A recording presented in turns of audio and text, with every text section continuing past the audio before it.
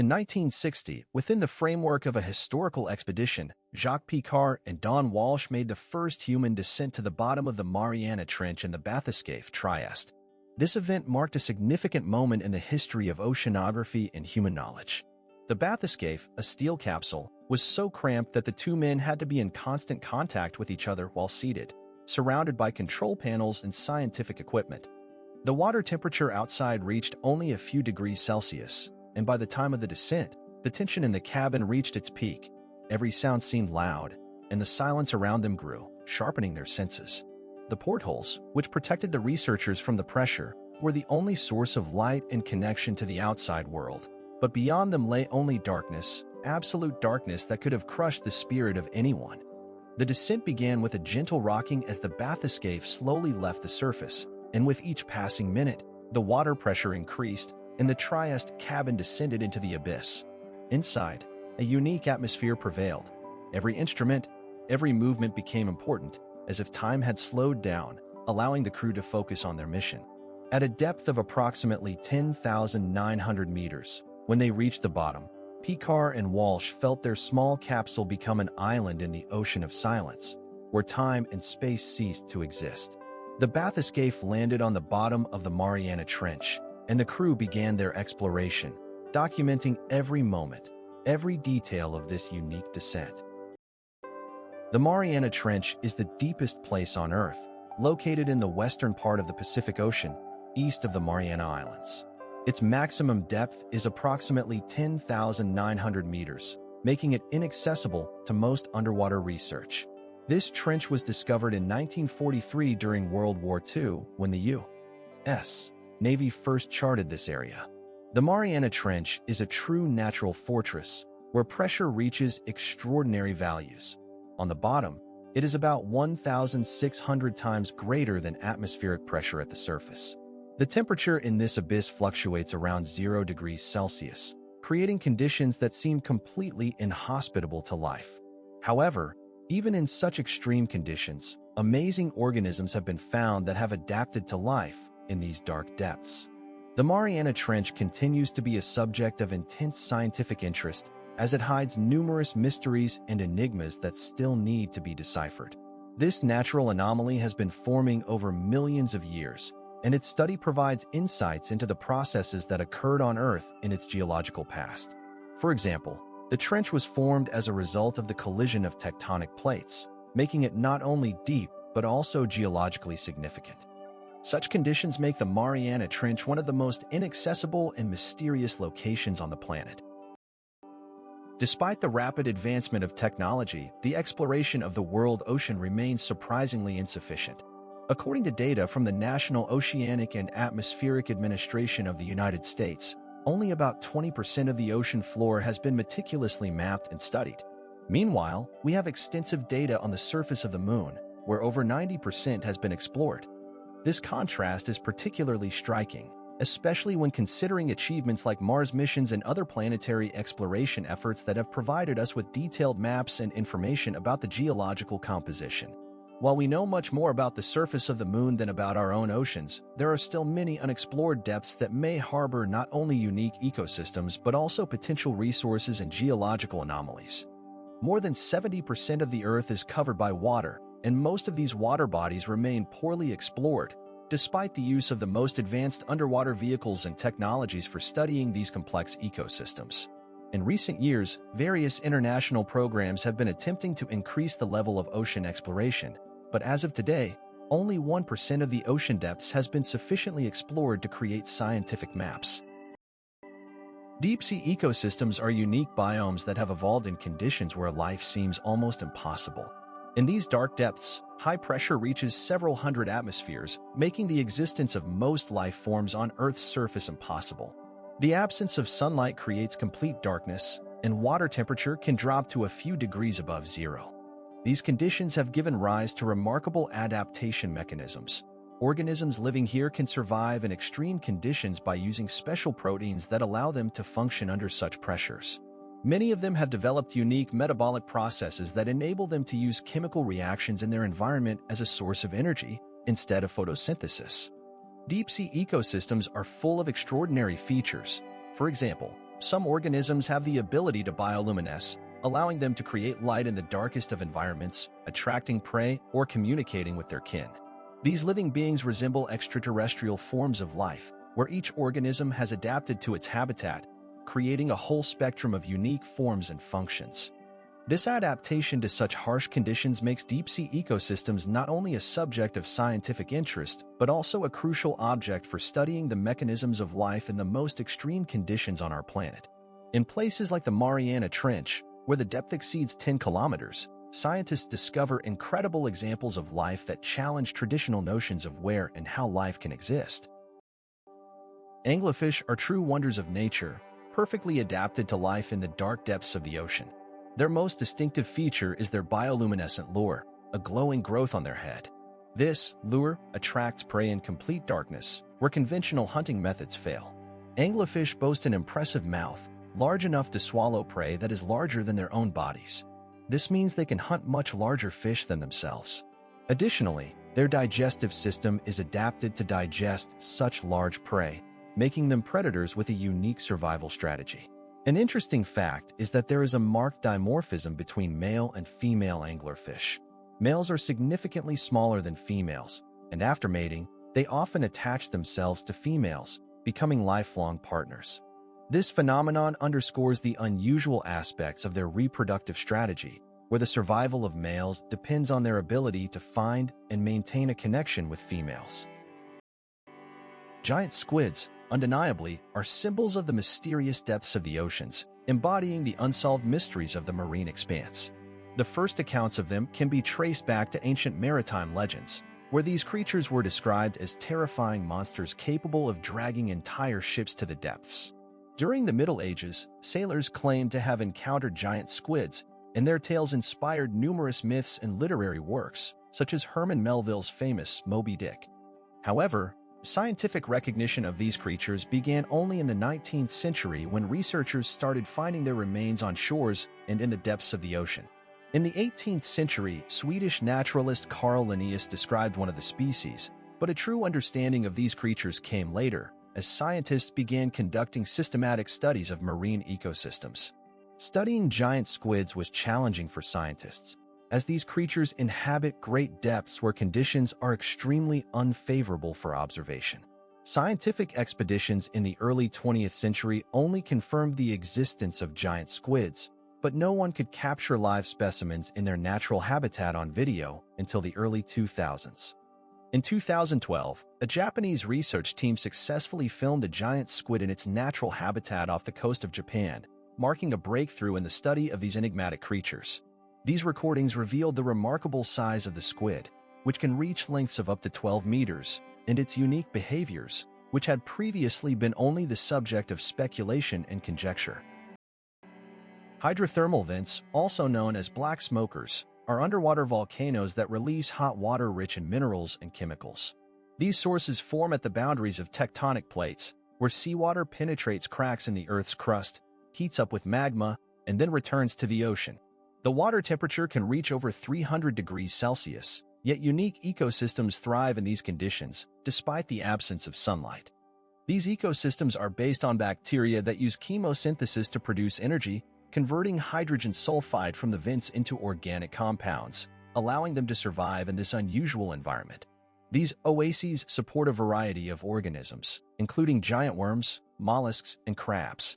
Each of these species has unique adaptations to extreme conditions, such as worms that can reach a meter in length and live in symbiosis with bacteria inside their bodies.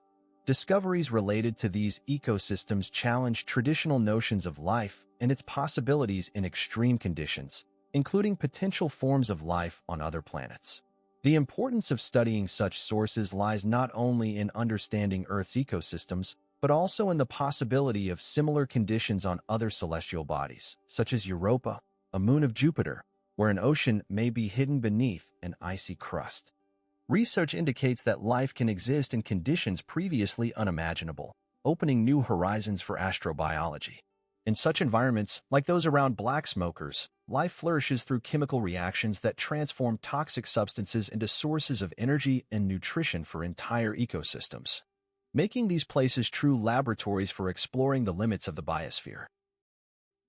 Deep ocean currents are powerful and invisible rivers flowing within the depths of the oceans, playing a pivotal role in regulating the planet's climate. These slow but steady currents transport colossal amounts of water, connecting different corners of the globe and maintaining thermal balance. They act as gigantic pumps, moving warm water from equatorial regions to the poles and cold water back, creating a complex system of thermoregulation. This process not only affects weather and climate conditions but also impacts ecosystems that depend on temperature changes and the distribution of nutrients. For instance, these currents facilitate the migration of numerous marine organisms, which adapt to changing conditions and find new habitats. Moreover, changes in water temperature in the deep ocean layers can serve as indicators of climate changes, such as global warming, which are already affecting the environment and human life. Deep ocean currents also influence the oxygen levels in the oceans, which is critical for the survival of marine organisms. In oceans where currents are less pronounced, a significant decrease in biodiversity can be observed. The intricate interactions between temperature, salinity, and water density create a dynamic system that requires continuous study and understanding to predict how these hidden rivers will respond to climate changes. Research indicates that even small changes in these currents can have substantial consequences for the entire planetary ecosystem. The Gulf Stream is one of the most powerful ocean currents, playing a crucial role in the climate of Europe. It begins in the Gulf of Mexico, where warm waters rise to the surface and flow northward through the Atlantic Ocean. The temperature of the water in the Gulf Stream can reach up to 25 degrees Celsius, which is significantly warmer than the surrounding waters. The speed of the current varies from 2 to 5 knots, and the volume of water it carries is approximately 100 million cubic meters per second. Thanks to this current, Western Europe, including the United Kingdom, France, and Norway, enjoys a milder climate than other regions at similar latitudes. Throughout history, there have been theories about the possible weakening of the Gulf Stream, which could lead to significant climate changes, including cooling in Europe. One such theory suggests that the melting of glaciers in Greenland could alter the salinity and density of the water, thereby affecting the movement of the Gulf Stream. Research indicates that if the Gulf Stream changes direction or weakens, it could result in serious consequences for weather conditions in Europe, including more frequent cold winters and changes in rainfall patterns. Scientists continue to monitor this current, as its state can serve as an indicator of broader changes in the Earth's climate system. The deep ocean current of the Southern Ocean around Antarctica is a powerful element of the global ocean circulation system. Known as the Antarctic Circumpolar Current, it encompasses the entire continent and is formed due to the combination of strong winds and temperature differences between the ocean and the atmosphere. It plays a crucial role in redistributing heat around the planet, moving cold waters southward and bringing warm water layers to the surface in other regions. One of its most important functions is absorbing carbon dioxide from the atmosphere, which helps to mitigate the greenhouse gas effect. It is estimated that this current absorbs around 30% of the carbon dioxide emitted into the atmosphere, significantly impacting the CO2 level and, consequently, the climate conditions on Earth. However, with global warming, changes in water temperature could disrupt the functioning of this current, reducing its ability to absorb carbon dioxide.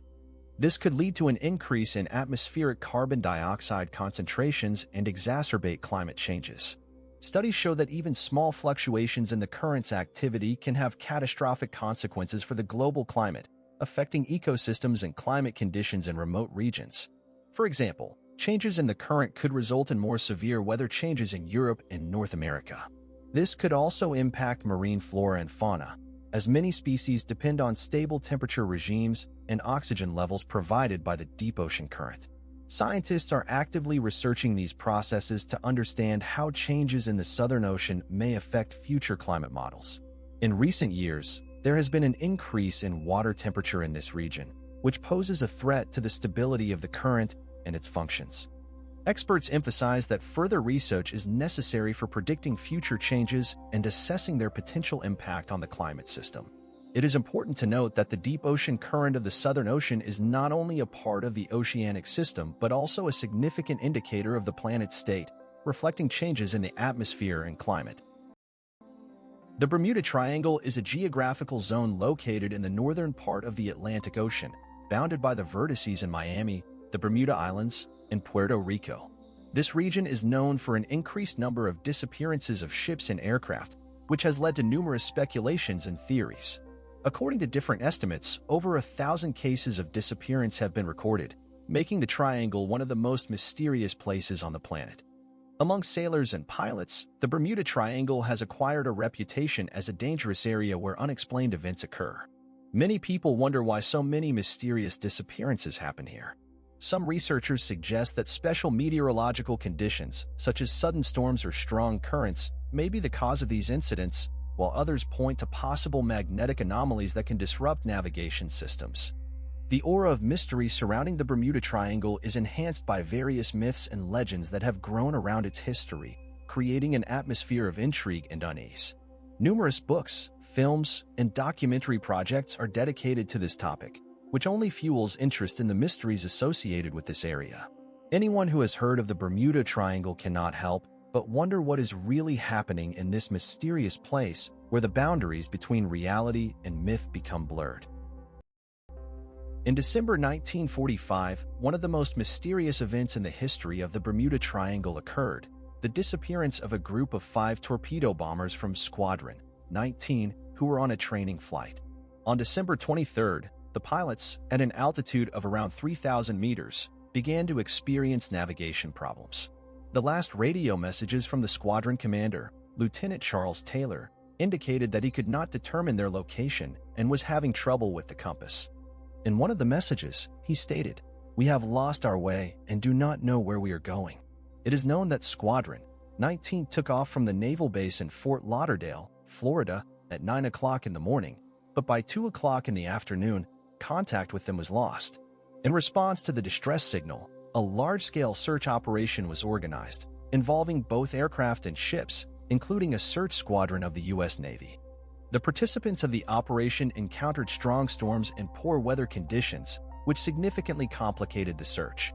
The search operation lasted for several days, during which over 100,000 square kilometers were searched, but no traces of the aircraft or their crew were found.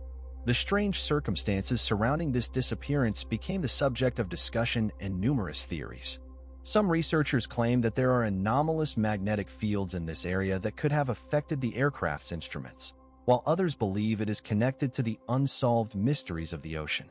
Ultimately, the disappearance of Squadron 19 remains one of the most puzzling enigmas associated with the Bermuda Triangle and continues to attract the interest of historians and researchers. More than 100 ships and aircraft were involved in the search for the crew and the aircraft, but no evidence was found. In March 1918, a cargo ship named Cyclops, belonging to the United States Navy, disappeared in the waters of the Bermuda Triangle. The ship was 186 meters long and had a displacement of around 14,000 tons, carrying a crew of 330 people and over 100 passengers. The last known signal from Cyclops was received near the island of Barbados, but shortly after, contact with the ship was lost, and it did not send any distress signals. The disappearance of Cyclops has been the subject of numerous theories and speculations. One of the most popular theories suggests that the ship may have struck a submerged rock or sunk due to a severe storm, as the area was experiencing poor weather conditions at the time. Other researchers propose that there might have been a mutiny by the crew, who could have taken control of the ship and steered it in an unknown direction. Some even suggest that Cyclops fell victim to some paranormal phenomena characteristic of the Bermuda Triangle. Investigations have shown that the missing ship left no wreckage or traces, making its disappearance even more mysterious. To this day, the exact location of the wreckage has not been determined, and this enigmatic event continues to puzzle scientists and enthusiasts of the mysteries of the deep sea. Scientific explanations for the Bermuda Triangle phenomenon range from methane gas emissions to magnetic field anomalies. One of the most widely discussed theories is the idea of methane hydrates located on the ocean floor. When these hydrates are disrupted, bubbles of methane form, which can significantly reduce the density of water, leading to the sinking of ships. Studies conducted in 2018 showed that such emissions indeed occur in this area, and their consequences can be catastrophic for maritime transportation. The second theory involves magnetic field anomalies. Scientific data indicates that the Bermuda Triangle experiences unusual magnetic fields that can interfere with the operation of navigation instruments, leading to navigation errors and, consequently, shipwrecks and aviation disasters. Additionally, there are unusual weather phenomena such as tropical cyclones and waterspouts that can suddenly appear in this area, creating hazardous conditions for ships and aircraft. Finally, it is important not to overlook the human factor. Inexperienced captains may misjudge the situation and make incorrect decisions, which also contribute to the number of incidents. In 2022, researchers conducted numerous experiments to study the impact of all these factors on the safety of maritime navigation in the Bermuda Triangle and concluded that the combination of these phenomena makes this area particularly dangerous for navigation. The sea devil or dragon's hole is an extraordinary oceanic phenomenon that has captivated researchers and sailors for centuries. This powerful whirlpool has the ability to pull in not only small objects but also large vessels. Its existence is often attributed to complex interactions between currents and winds, creating conditions for the formation of strong vortices that can suddenly appear and disappear. In folklore from various cultures, the sea devil is depicted as a malevolent creature that guards the ocean's secrets and punishes those who dare to cross its boundaries. For instance, in some myths, it transforms into a colossal sea serpent, dragging ships into the endless depths where, according to legend, lost souls reside. In other tales, it is described as a sea spirit that demands sacrifices for safe passage. These stories serve not only as warnings for sailors, but also as reflections of humanity's deep fear of natural forces. Whirlpools like the sea devil typically form in areas with sharp depth changes, where currents encounter underwater obstacles. There have been cases where such whirlpools suddenly appeared and pulled in everything nearby, leaving behind only emptiness and unsolved mysteries. These phenomena become part of local mythology, adorned with legends of lost ships and brave sailors who never returned from their voyages. As a result, the sea devil has become a symbol of the ocean's unpredictability and hidden dangers, a reminder for anyone who dares to conquer the watery expanses. In some instances, such whirlpools can reach diameters of several dozen meters, creating powerful gravitational fields that affect objects in their vicinity. Maelstrom is one of the world's most famous whirlpools, located between the islands of the Lofoten archipelago in northwestern Norway. Its diameter can reach up to 30 meters, and the speed of the current can exceed 12 kilometers per hour.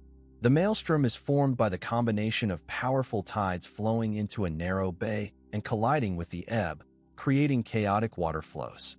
The intensity of the whirlpool increases during high tides, especially during full moons and new moons, when the gravitational influence of the moon is at its maximum. This phenomenon has attracted the attention of many writers, including Edgar Allan Poe, who described it in his poem The Sea Star, emphasizing its mystical nature and danger, and Jules Verne, who in his novel 20,000 Leagues Under the Sea, recounted terrifying stories of ships swallowed by this natural force. The maelstrom not only impresses with its power but also serves as a symbol of the unyielding force of nature, drawing the genuine interest of researchers and tourists eager to witness this phenomenon firsthand. The water there churns and hisses, creating a unique atmosphere that combines beauty and danger, making people ponder the indomitable power of water. Naruto Whirlpool in Japan is one of the most awe-inspiring natural phenomena, located in a narrow strait between the islands of Awaji and Shikoku. This whirlpool is formed by strong tidal currents that arise from the interaction with lunar cycles. The sizes of the vortices can reach up to 20 meters in diameter, and the speed of the current in some places exceeds 20 kilometers per hour. During high tide, the whirlpool becomes particularly powerful, creating spectacular spirals and churning flows that can drag small boats and even large fish along. For the Japanese, the Naruto Whirlpool holds deep cultural significance. According to traditional beliefs, this place is inhabited by sea spirits, and local residents have long considered it sacred. In the past, many fishermen avoided it, fearing that the whirlpool could carry their boats away. In modern times, the Naruto Whirlpool has become a popular tourist attraction. Thousands of tourists visit to see this natural wonder up close, and special sightseeing boats offer the opportunity to observe the vortices at close range. As a result, this whirlpool is not only a source of admiration but also an important element of the local economy due to the tourist influx. The Saltstraumen in Norway is considered the world's most powerful tidal current. It forms in a narrow strait between the islands of Storoya and Moya, where the width is only 300 meters. The maximum flow speed can reach up to 21 meters per second, making it not only a spectacular sight, but also extremely hazardous for navigation. Saltstraumen operates on the principle of tides and ebbs, with the current direction changing approximately every 6 hours. This phenomenon contributes to maintaining a unique ecosystem in the area, providing abundant food for numerous marine species. Fish such as cod, herring, and flounder inhabit the area, making the waterfall a significant site for fishing. Local fishermen know that their chances of a successful catch increase precisely when the current changes. Therefore, Saltstraumen not only attracts tourists but also supports the local community, which depends on fishing. Sunken cities and civilizations represent one of the most intriguing themes in archaeology and human history. These settlements, submerged due to natural disasters, climate change, or human activity, remain hidden beneath the water's surface, creating an atmosphere of mystery and the unknown. Each of these cities holds secrets waiting to be discovered, as they may contain artifacts that shed light on the lives of the people who once inhabited these places. Buildings, streets, perhaps even entire water supply and sewage systems, all could have been meticulously planned and constructed, but now lie buried under layers of water and sediment. Archaeologists studying such sites often face unique challenges. Underwater conditions differ significantly from those on the surface, requiring specialized technologies and approaches for the recovery and study of finds. Moreover, the study of submerged civilizations helps us better understand how ecosystems and climate changes have influenced the development of human societies. For instance, some research indicates that mass migrations and the disappearance of entire cultures may be linked to sea level rise, making these discoveries not only historically significant but also relevant to contemporary discussions about climate change. Today, science is making strides, employing underwater drones and other advanced technologies for detailed mapping of submerged territories, opening new avenues for research. With each new discovery, we gain the opportunity to look back in time and see how our ancestors faced the challenges of their era. These studies do not merely add details to the historical narrative, but also help us understand how we can avoid future mistakes by learning from those who came before us. The depths of water remain a repository of unsolved mysteries, and each new dive can bring unexpected finds that alter our understanding of the development of human civilization. Underwater archaeologists often uncover not just individual artifacts, but entire contexts that allow us to reconstruct the everyday life of submerged societies. Sunken city of Pavlopetri, located off the coast of Greece, is one of the oldest known underwater settlements, with an age of approximately 5,000 years. Discovered in 2009, it has since become a sensation for archaeologists. Pavlopetri offers a unique example of ancient city planning. Streets, houses, and even water supply systems have been remarkably well preserved, allowing researchers to gain insights into the lives of its inhabitants. Archaeologists have documented the remains of buildings, including walls and foundations, which clearly define residential and public areas. On the seabed, numerous artifacts such as pottery, tools, and everyday items have been found, providing a glimpse into the daily life of Pavlopetri's residents. Several theories exist regarding the cause of the city's submersion. One of the most widely accepted versions involves strong earthquakes that could have caused the rise and fall of the seabed. Other researchers suggest that gradual sea level rise due to climate change may have played a significant role in the city's disappearance beneath the waves. Some theorists propose a combination of these two factors leading to the gradual submersion of Pavlopetri. Regardless, this underwater city provides a unique opportunity to study the history and culture of the Aegean region, preserved on the seabed. In Pavlopetri, archaeologists have found 12 streets that are clearly visible on the seabed, making it the only known prehistorical city with such well-preserved urban planning. Yonaguni City, located off the coast of Japan, attracts the attention of researchers and tourists alike due to its mysterious structures. These formations consist of platforms, steps, and right angles, which, according to proponents of the theory of artificial origin, suggest the existence of an ancient civilization. The elements of the construction, such as clearly defined lines and angles, raise questions about whether they could have been created by nature. For instance, Some researchers claim that these structures resemble the ruins of buildings that might have existed on the surface for thousands of years.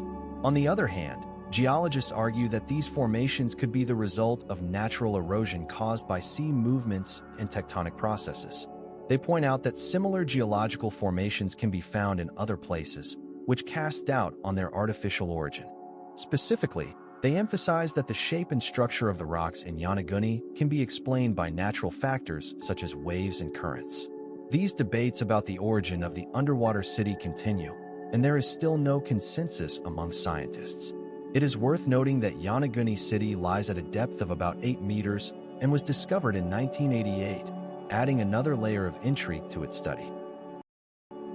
Sunken city of Heracleion, also known as Thonis, is located near the modern Egyptian city of Alexandria. Its discovery occurred in the early 2000s when French underwater archaeologist Philippe Philippon began exploring the waters near the mouth of the Nile and discovered the ruins of an ancient port, which, according to historical records, flourished during the time of the pharaohs. In Heracleion, impressive monuments and temples remain, among which stand out the temple of the god Ammon and statues of pharaohs, many of which have been well preserved due to the marine conditions. Sunken ships were also found on the seabed, indicating that Heracleion was a significant trading center connecting Egypt with other parts of the Mediterranean. Archaeologists have also discovered numerous artifacts, including coins, pottery, and tools, which help reconstruct the life of ancient Egyptians. The causes of the catastrophe that led to the flooding of this important port city remain a subject of debate among scientists. Some researchers suggest that it was caused by strong earthquakes, while others point to changes in sea level and the consequences of floods. Heracleion sank around 1,700 years ago, and its recovery from the depths of the sea became possible only thanks to modern underwater archaeology technologies. Underwater research continues, and perhaps in the future, we will discover even more about this mysterious city. In 2003, archaeologists found the remains of several temples, which provided even more information about its architecture and the culture that existed at that time. Sunken ruins of Dvarka, located off the coast of India, represent one of the most mysterious archaeological discoveries linked to ancient civilizations. These underwater structures, estimated to be around 9,000 years old, are found at depths ranging from 20 to 40 meters. They are associated with the legendary city of Dvarka, mentioned in the Indian epic Mahabharata, where, according to legends, the god Krishna lived. Archaeologists have discovered remnants of high walls, paved roads, and even fragments of statues, indicating the presence of a well-developed urban infrastructure. The geometric layout of the ruins, resembling a grid, testifies to the high level of urban planning skill of ancient Indians. This discovery has sparked significant interest in scientific circles, as it challenges traditional notions of the chronology of urban civilization development in South Asia. Previously, it was believed that such complex structures could only appear in later periods, but the findings from Dvarka open up new horizons for research. Scholars suggest that this could change our understanding not only of Indian history, but also of ancient world civilization, as it demonstrates that highly developed societies could have existed long before the generally accepted time frames. On the ocean floor, artifacts such as ceramics and tools were also found, confirming the existence of trade and interaction with other cultures of that time. It is worth noting that this discovery is supported not only by archaeological findings but also by textual evidence from ancient Indian sources, which adds further value to these ruins. Sunken ships serve as unique underwater museums, preserving silent witnesses to the past. These vessels, submerged in the depths of the sea, have been preserved in their original state due to special conditions that create dark and cold waters. They become a sort of time capsule where every detail, from the hull to the personal belongings of the crew, tells the story of life and technology of their time. Archaeologists and historians, studying such finds, gain access to invaluable information about navigation, trade routes, and cultural exchanges that took place in different historical periods. These sunken ships serve as important indicators of economic realities and social conditions, allowing us to understand how people interacted with the sea and each other. Each discovery of such objects brings new facts about the level of technology used in shipbuilding, as well as about the ecology of the seas where these ships spent centuries. For example, The condition of wood and other materials can tell us about the climatic conditions of those times. Additionally, in these underwater finds, archaeologists often discover artifacts that can shed light on the daily lives of people, their beliefs, and customs. Sunken ships attract the attention not only of scientific circles, but also of history enthusiasts, turning each investigation into an exciting adventure. Some of them become places for underwater tourism, where people can see these historical artifacts in their natural habitat, further emphasizing their significance. On the seabed, where life follows its own rules, sunken ships remain eternal keepers of history, reminding us that even on the ocean floor, there are secrets. Sunken Titanic lies on the bottom of the Atlantic Ocean at a depth of over 13,000 meters, and its condition evokes both admiration and sadness. The ship, which was considered a symbol of luxury and progress at the beginning of the 20th century, has now become a victim of time and the marine environment. Active bacterial colonies, known as iron bacteria, are slowly consuming the metal, turning it into rust. This process of destruction is accelerated by salts and low temperatures, which promote corrosion. As a result, over the past 30 years, the Titanic has lost up to 80% of its original volume. The ship was discovered in 1985 by Robert Ballard, who used the submersible Alvin and remotely operated vehicles to explore the ocean floor. This discovery attracted global attention and sparked numerous expeditions, during which remarkable finds were made, preserved personal belongings of passengers, household items, and even fragments of the ship itself. Each new expedition adds new details to the Titanic's story, but also raises important ethical questions. On one hand, there is a desire to study and preserve this unique maritime heritage, while on the other, there is a wish to leave it as a memorial for the victims of the catastrophe. Many criticize the removal of artifacts, arguing that it is disrespectful to those who perished in this tragedy. However, research continues, and each new discovery helps not only to understand the Titanic itself, but also its time, culture, and the causes of its demise. In recent years, some researchers have even proposed that the ship's condition could significantly worsen in the near future, making each expedition even more significant. Laguna Truck, now known as Chuck, in the Pacific Ocean holds a submerged graveyard that became the resting place for more than 60 Japanese ships during Operation Hailstone in 1944.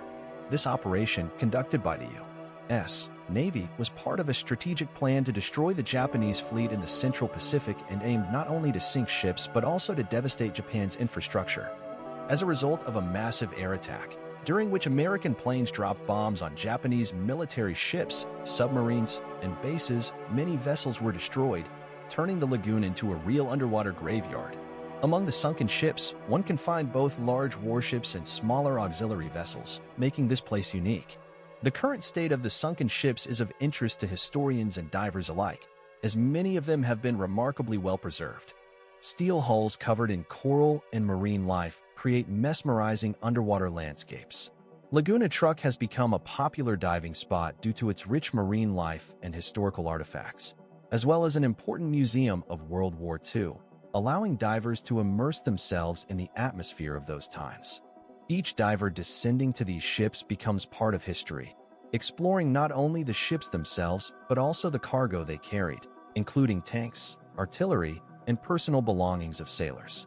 These underwater expeditions attract adventure seekers and serve as a reminder of the tragedies of war, symbolizing the loss of thousands of lives and the destruction of entire fleets.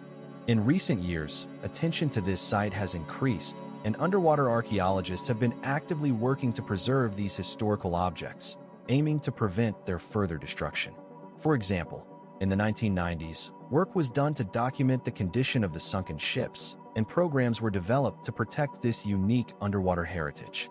Ships like the aircraft carrier Shokaku and the battleship Masashi have become not only objects of research but also symbols of how quickly war can change the fate of entire nations. The sunken ship, Vasa, is a Swedish warship from the 17th century that gained fame after its sinking in 1628. Vasa was built on the order of King Gustav II Adolf to strengthen the Swedish fleet. However, only a few minutes after setting sail, the ship capsized and sank in the Stockholm archipelago. The main cause of the sinking was the insufficient stability and overloading of the ship, as Vesa was equipped with a large number of cannons, making it top-heavy. For centuries, the ship remained at the bottom of the sea, and thanks to the specific conditions of the Baltic Sea, such as low oxygen content and cold water, its wooden structures were remarkably well preserved.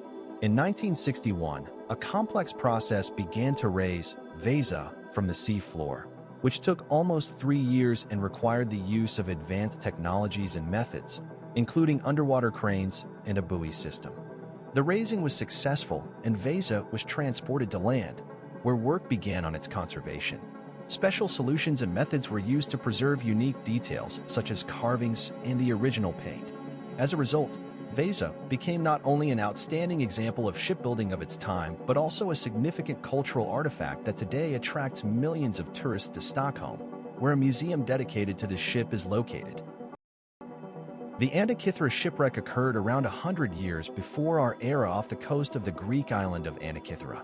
In the year 1900, a group of divers collecting sponges accidentally discovered the remains of an ancient Greek ship at a depth of 40 meters.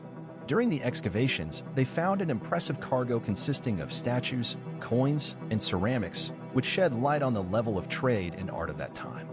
Among the finds were bronze statues, some of which reached 2 meters in height, and over 2,000 coins, mostly silver, indicating the wealth and importance of the ship. However, the most sensational discovery was the Antikythera mechanism, which many consider the first analog computer in history. This mechanism, consisting of a complex system of gears, was used for predicting solar and lunar eclipses and for tracking astronomical cycles. Its discovery fundamentally changed our understanding of the technological capabilities of the ancient Greek civilization, demonstrating that they possessed remarkable knowledge in mechanics and astronomy that was not available for more than 1,000 years later. Research on this mechanism continues, and scientists still strive to unravel its mysteries, underscoring its significance for understanding the ancient world. Ghost ships occupy a special place in maritime folklore, evoking both awe and curiosity among sailors for centuries. These tales of ships sailing without a crew are shrouded in mystery and often seem ominous. Echoes of these stories fill the night expanses of oceans, creating an atmosphere of mystique and uncertainty. Each appearance of a ghost ship was often seen as a sign, a harbinger of misfortune, or, conversely, a promise of salvation. Such stories typically unfolded against the backdrop of stormy seas, where howling winds and vivid lightning made it seem as if the ocean itself was coming alive and revealing its ancient secrets. The psychological reasons behind the emergence of these myths among sailors can be attributed to their fear of the unknown, loneliness in the vast waters, and, of course, the constant risk of encountering nature's wrath. Ghost ships have become symbols not only of lost lives, but also of the very nature of the sea, its unpredictability and omnipotence. Legends about them served as a kind of therapy for sailors, helping them cope with their fears and anxieties, expressing their inner turmoil and unfulfilled hopes. These stories also often reflected the cultural and historical realities of the time they were created, highlighting how people's fears and hopes are intertwined with their environment. In every folktale about a ghost ship, one can see echoes of the human soul striving to understand the mysterious and unyielding world that surrounds it. In this context, it becomes clear that ghost ships are not just stories, but deep symbols in which the anxieties and dreams of entire generations are reflected. They are not just folklore, but also a part of the cultural identity of maritime peoples, where each legend brings unique elements tied to place, time, and circumstances. In this enigmatic world of maritime folklore, amidst towering waves and swift winds, encounters with ghosts are not uncommon and leave an indelible mark on sailors' minds. These tales not only entertain but also serve as a lesson about how deeply maritime culture is intertwined with human emotions and the perception of the surrounding reality. For instance, in various cultures, ghost ships can symbolize not only destruction but also hope for return, which only adds to their mystery and allure. The Flying Dutchman is an archetypal ghost ship that first became known in the 17th century. Legend has it that Captain Van der Decken, attempting to navigate around Cape of Good Hope in a storm, uttered defiant words about his ability to sail around the Cape even if he had to sail forever. This curse transformed him and his crew into ghosts, doomed to wander the seas forever without rest. Since then, numerous sailors have claimed to have seen this mystical vessel, especially in stormy weather. In some versions of the story, the Flying Dutchman appears as a harbinger of doom, while in others, it is a symbol of hope for lost souls. There are many accounts of encounters with the ship, ranging from sailors' tales to documented records that confirmed its appearances in various parts of the world. The Flying Dutchman has not only become a part of folklore, but has also had a significant impact on art. In literature, this myth inspired authors like Melville and Conan Doyle, while in music, its image has been reflected in operas such as Wagner's The Flying Dutchman. Cinema has also not been left untouched. The myth of the ghostly ship has served as the basis for numerous films, including the popular Pirates of the Caribbean series, where the Flying Dutchman appears as a ship captained by Captain Davy Jones, who controls the souls of the dead. This myth of eternal sailing and curse continues to stir the imagination and inspire artists, creating new interpretations of the ancient legend. The story of the Maria Celeste begins in November 1772, when a ship was found in the Atlantic Ocean near the Azores Islands. Built in the 18th century, the vessel was in pristine condition, yet there was not a single person on board. The British brig Davy Jones was the first ship to discover Maria Celeste. When the crew of Davy Jones boarded the vessel, they were struck by a strange sight. The table was set, with untouched dishes and personal belongings of the crew remained in the cabin. However, the lifeboat, usually used for rescue, was missing, raising many questions. The ship was fully stocked with food and water, but none of these resources had been used. This led researchers to believe that the crew had left the ship in a hurry. There are various theories about the disappearance of the crew. Some suggest that pirates might have attacked the ship. Others believe that the crew was poisoned by fumes from the alcohol stored in barrels, or that they were victims of a severe storm and got lost in the vast ocean. Some researchers proposed that the crew might have been gripped by mass panic. Notably, at the time of discovery, there were no signs of struggle or violence, adding to the mystery of this story. The ship was left in such a state that this enigmatic incident continues to spark interest and debate among historians and enthusiasts of maritime folklore. In subsequent years, Maria Celeste became a symbol of the mysteries hidden in the depths of the ocean, inspiring numerous books, films, and studies that continue to draw attention to this maritime enigma. The schooner Carol A. Deeringa was discovered off the coast of North Carolina in 1921, and its history is filled with mysteries, much like the Mary Celeste. The last known contacts with the vessel date back to January 19th, when it was spotted near Cape Hatteras. The crew did not respond to signals, and the ship was soon found stranded, completely deserted. An inspection of the ship revealed that all personal belongings were missing, and some cargo was scattered across the deck. As a result of this incident, the U.S. government conducted a comprehensive investigation covering various aspects, including interviews with local residents and sailors. During the investigation, several theories emerged. Some suggested that the crew might have fallen victim to pirates, others proposed a mutiny, while others linked the disappearance to the mysterious Bermuda Triangle, known for its anomalous phenomena. The explanations ranged from sudden storms to the influence of extraterrestrial forces. Despite extensive efforts, no definitive evidence was found, and the schooner became the subject of numerous legends and speculations that continue to this day. Investigations continue, and Carol A. Deering remains one of the most intriguing maritime mysteries of the 20th century, captivating not only historians but also adventure enthusiasts. Modern cases of the discovery of ghost ships continue to amaze and shock. The yacht Scottsville was found in 2007 off the coast of Australia, floating without a crew and with open sails. There were no signs on board that anyone had been there. Personal belongings were removed, and documents were missing. This discovery has sparked numerous rumors about mysterious circumstances surrounding the disappearance. However, a more rational explanation is that the yacht could have been abandoned by its owner due to an accident or financial difficulties. Meanwhile, along the shores of Japan, periodic discoveries of North Korean ghost ships are made, which are usually washed up with depleted resources and no crew. These vessels often turn out to be old fishing boats that drift in the ocean because their owners may have perished or left the ship for other reasons. The causes of such incidents can range from natural disasters to economic factors forcing sailors to abandon their ships. While some researchers attribute these findings to mysterious phenomena, many experts emphasize that rational explanations, such as navigation problems or lack of food, are more likely. Comparing mystical interpretations with logical explanations shows how human imagination can fill in knowledge gaps, transforming ordinary incidents into tales of ghosts and maritime mysteries. Additionally, these discoveries sometimes become the subject of study for oceanographers and historians who aim to understand changes in marine ecology and the history of navigation.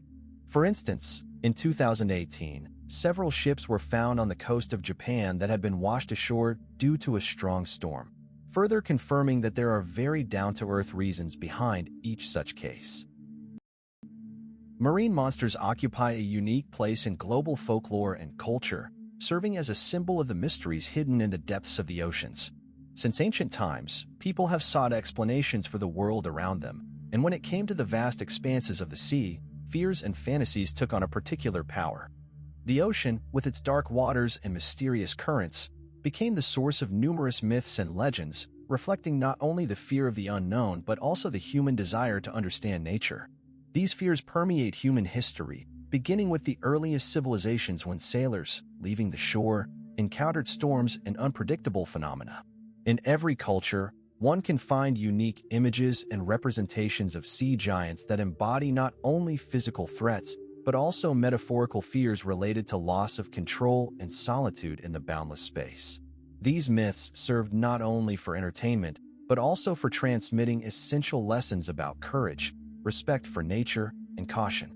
Contemporary cryptozoology continues this tradition, investigating mysterious creatures based on rare evidence and ancient tales. Diving into these depths, we encounter unsolved mysteries that fuel our imagination and make us ponder what else might be hidden beneath the surface. It is interesting that in many cases, these sea legends emerged during periods when technology did not allow for deep ocean exploration, and each unsolved enigma only fueled interest in the unknown. With each new discovery, whether it be an underwater mountain or a sunken city, we edge closer to unraveling these mysteries. But the place for fantasy and fear of what might be found in the dark depths remains.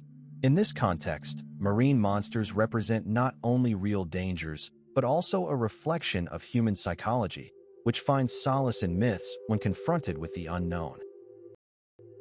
Kraken is one of the most famous archetypal sea monsters, originating from Scandinavian legends about a giant squid capable of dragging ships to the bottom of the sea. In the Middle Ages, sailors told tales of giant octopuses or squids attacking their vessels, which likely had a basis in reality, given the existence of large squids like the Archaeoteuthis. Over time, Kraken became a symbol of the unknown and dangerous, reflecting people's fears of the boundless oceanic expanses. In the 19th century, as scientific knowledge about marine flora and fauna began to advance, Kraken was reinterpreted as a giant squid that truly exists in the ocean depths. This image was popularized in literature, for example, in Jules Verne's novel 20,000 Leagues Under the Sea, where Kraken becomes not only a threat, but also an object of scientific interest. Verne describes the encounter with this monster as both majestic and terrifying, emphasizing the duality of perception of the ocean depths. In the 20th and 21st centuries, Kraken continues to live in popular culture, becoming a central character in films like Pirates of the Caribbean, where it is depicted as a colossal, terrifying creature capable of causing destruction. These interpretations demonstrate how the myth of Kraken has evolved, reflecting both the fears and the fascination that people have with the sea. In this context, Kraken is not just a myth, but a cultural symbol that inspires artists, writers, and filmmakers worldwide. As a result, Kraken is not merely a myth, but a part of human history connected to the sea and its mysteries, making it so memorable. The Loch Ness Monster, or Nessie, is considered one of the most famous cryptids of modern times. The first reports of its sighting date back to the 6th century when St. Columba described an encounter with a giant creature in Loch Ness. However, the real surge of interest in Nessie began in the early 20th century. In 1934, a famous photograph known as the surgeon's photograph was taken, which was said to capture the silhouette of the monster on the surface of the water. The photograph sparked intense debates and disputes. Many considered it a hoax, while others saw it as irrefutable proof of the cryptid's existence. In the following decades, numerous expeditions were conducted, using sonar and underwater cameras to study the lake. For instance, in 1985, a large-scale operation was carried out, involving submarines and radars to search for traces of the monster. Despite all efforts, scientific research has not provided conclusive evidence of Nessie's existence, and most scientists attribute the sightings to optical illusions or known animals such as seals. Nevertheless, the cultural significance of the Loch Ness Monster for Scotland is immense. It has become a symbol of the region, drawing tourists from around the world. Each year, thousands of people visit Loch Ness in the hope of catching a glimpse of the mysterious creature, and local residents capitalize on this interest by offering tours and souvenirs featuring images of Nessie. Among the numerous accounts of sea serpents that filled the pages of ship logs from the 18th to 19th centuries, the most famous is the report by the captain of HMS Daedalus, dated 1848. The captain described an encounter with a gigantic creature approximately 30 feet long, swimming in the waters of the Atlantic Ocean. His description was quite detailed. He mentioned a long body covered in scales and numerous fins, which immediately sparked heated debates among sailors and scientists alike. Many documented cases in ship logs also described encounters with similar creatures. For instance, in 1831, sailors from the ship Northern Lights recorded an observation of a serpent-like creature off the coast of Norway, which, according to them, rose from the water, leaving a foamy trail. These descriptions varied from detailed and realistic to entirely fantastic, highlighting the diversity of perceptions of marine phenomena at the time. Scientists, attempting to explain such observations, proposed several hypotheses. Some believed sailors might have seen rare fish species, such as giant shark-like fish or deep-sea creatures similar to squids, while others pointed to optical illusions caused by light and reflections on the water's surface. Some even suggested that people might have mistaken large floating debris for live creatures, which would also explain many serpent-like sightings.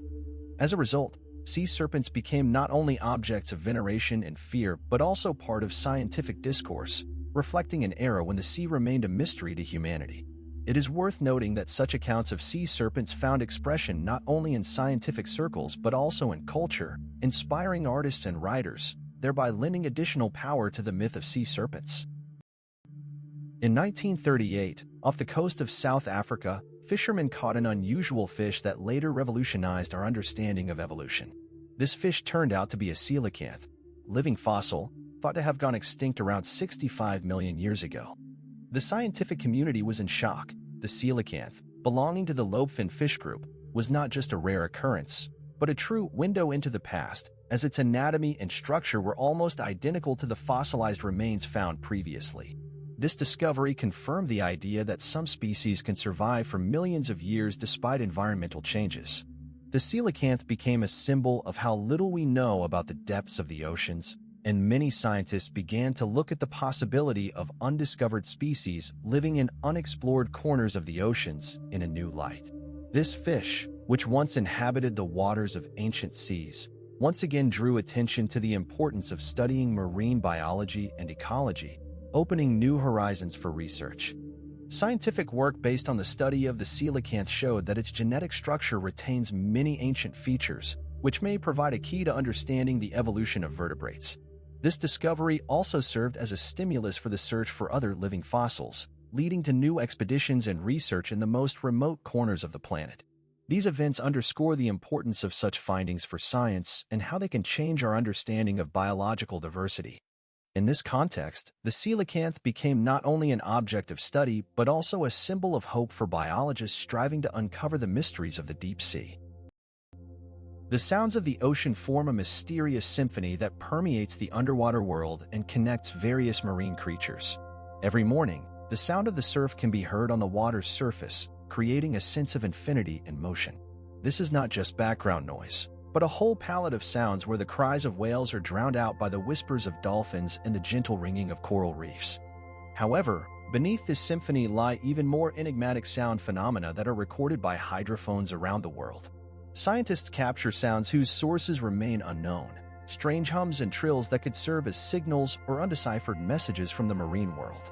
These sounds, often imperceptible to the human ear, become genuine mysteries, giving rise to numerous hypotheses and theories.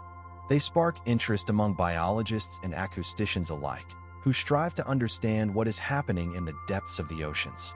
Scientific research shows that oceanic sounds can not only reflect the activity of marine inhabitants, but also indicate changes in the ecosystem, such as the level of noise from ships or the impact of climate change on marine life. This underwater realm of sounds, where each note can tell a story of life, death, and the struggle for survival among ocean inhabitants, remains largely unexplored. Research continues, and scientists employ increasingly advanced technologies to analyze these sound phenomena, aiming to uncover more secrets hidden in the ocean's depths. In 1997, scientists recorded an inexplicable sound phenomenon known as Bard's noise. This sound was characterized by an extraordinarily low frequency of approximately 10 Hz, making it virtually inaudible to the human ear. The amplitude of this sound signal was so great that it could be felt even at vast distances, allowing scientists to detect it using hydrophones placed on the ocean floor. Geographically, Bard's noise was recorded in the southern part of the Pacific Ocean, near the coast of Chile, which adds to the mystery of its origin. Researchers have proposed numerous theories about the source of this sound. One of the most popular hypotheses suggests that it may originate from an unknown species of whale that produces such low sounds for communication or navigation. However, other scientists believe that Bard's noise could be the result of geological processes such as underwater volcanic eruptions or tectonic plate movements, which could also produce similar sound phenomena. These theories only underscore how little we know about sound phenomena in the oceans and how each new sound can open new horizons for understanding the underwater world. While some researchers continue to seek biological explanations, others turn to geology to determine if this sound could be a manifestation of powerful natural processes hidden from our sight. In 1999, hydrophones installed in the Pacific Ocean recorded an enigmatic sound known as Julia's whistle. This sound has been the subject of intense study by both scientists and enthusiasts of mysteries. Julia's whistle is distinguished by its unique acoustic properties. It consists of regular and periodic oscillations that do not correspond to known biological sources, such as whale songs or other marine creatures. The duration of the sound is several seconds, and its periodicity can vary from several minutes to hours. Research has shown that Julia's whistle emits frequencies in the range of 30 to 100 Hz, making it easily distinguishable from the usual background noise of the ocean. One hypothesis suggests that it could be a result of underwater volcanic activity or the movement of glaciers. Some scientists propose that Julia's whistle may be related to thermohaline circulation processes, which affect the acoustic properties of the ocean. Other theories point to potential sources such as underwater geological formations or even artificial sounds produced by humans, although this is considered unlikely due to the remote location of the recordings. Meanwhile, the lack of similar recordings raises the question of what exactly is causing this mysterious sound. Researchers continue to analyze the recordings and compare them with other sounds recorded in the ocean to solve this acoustic enigma. The uplift signal was recorded in the Indian Ocean in 1997 and has become one of the most mysterious acoustic anomalies ever documented by scientists. This sound is distinguished by its rapid frequency increase, which peaks within a few seconds, making it unique compared to other sounds typically recorded in the oceans. The duration of the signal is approximately 20 seconds, which also raises questions among researchers, as similar sounds often have much longer temporal frames. Geographically, the signal was detected in the eastern part of the Indian Ocean, leading scientists to speculate that it may be related to seismic activity in the region, known for its underwater volcanoes and faults. However, despite this explanation, many researchers do not rule out the possibility of an unknown biological source, potentially linked to deep-sea creatures. These creatures, living at great depths, can produce sounds that defy traditional classification. Some theories even suggest that the signal could be the result of interaction between different species, rather than a product of a single biological entity. Meanwhile, other scientists have proposed hypotheses that the signal might be a reflection of changes in water temperature or pressure, which can also influence the acoustic properties of the ocean. This enigmatic sound continues to captivate researchers who are eager to understand its nature and origin, as there is still no definitive answer to the question of what or who might be behind this phenomenon. This situation underscores just how little we know about the acoustic world of the oceans and the mysteries it still holds. Biosonic communication among humpback whales is a unique and complex phenomenon studied by scientists worldwide. These ocean giants are renowned for their long and melodious songs, which can last up to 30 minutes and consist of various fragments, forming intricate musical structures. Whale songs not only impress with their diversity, but also include regional dialects, indicating the presence of culture among these creatures. Research shows that whale melodies evolve over time, changing from season to season and even from year to year. This suggests that whales may exchange cultural information through their vocalizations, making their songs not just a means of communication, but true art. The sounds they produce can travel hundreds of kilometers underwater, thanks to the unique acoustic properties of ocean waters. This means humpback whales can communicate with each other over vast distances, which is crucial for their social interactions. Several theories exist about the functional significance of their songs, from attracting mates during courtship rituals to conveying information about food sources or even warning about potential threats. In light of this, researchers continue to delve deeper into the study of this extraordinary aspect of marine mammals' lives, aiming to unravel the mysteries of their vocal communication. Deep-sea anomalies present one of the most intriguing mysteries of modern ocean research. These phenomena, detected by highly sensitive modern instruments, pose a series of questions to scientists for which there are no definitive answers. Signals that defy classification and strange fluctuations recorded at great depths lead scientists to ponder what lies hidden in the ocean's depths. Scientists have recorded anomalous sounds that do not correspond to known marine creature sounds or natural phenomena, such as underwater earthquakes or volcanic activity. These mysterious sounds may indicate that something unusual is occurring in the ocean depths beyond our current understanding. Scientific experiments and observations suggest that anomalies may be linked to changes in ecosystems that we have not yet fully studied. Remarkably, even modern technologies such as underwater drones and acoustic systems are not always able to provide clear explanations for these phenomena. One theory posits that anomalies could be linked to previously unknown species inhabiting the deepest parts of the ocean, where climate and living conditions differ significantly from surface layers. Other researchers propose that these sounds could be the result of human impact on the marine environment, including ship noise and resource extraction. However, despite numerous theories and hypotheses, none have been definitively confirmed, further fueling interest in this topic. Each new signal and recording adds layers to this complex puzzle, driving scientists to seek answers.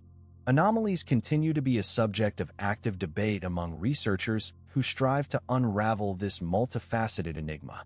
With the advent of new technologies and research methods, scientists hope that in the future they will not only be able to detect, but also explain these mysterious phenomena, which have long eluded our reach and understanding.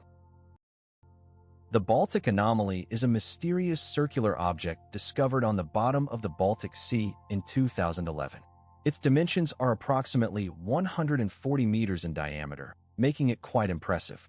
Its shape resembles the Death Star from Star Wars, which has sparked interest and even a fair amount of jokes among researchers and enthusiasts of mysteries. Remarkably, strange traces have been found around the anomaly, which could indicate that something or someone moved towards the object. These traces appear as if something dragged across the seabed, leaving clear lines behind.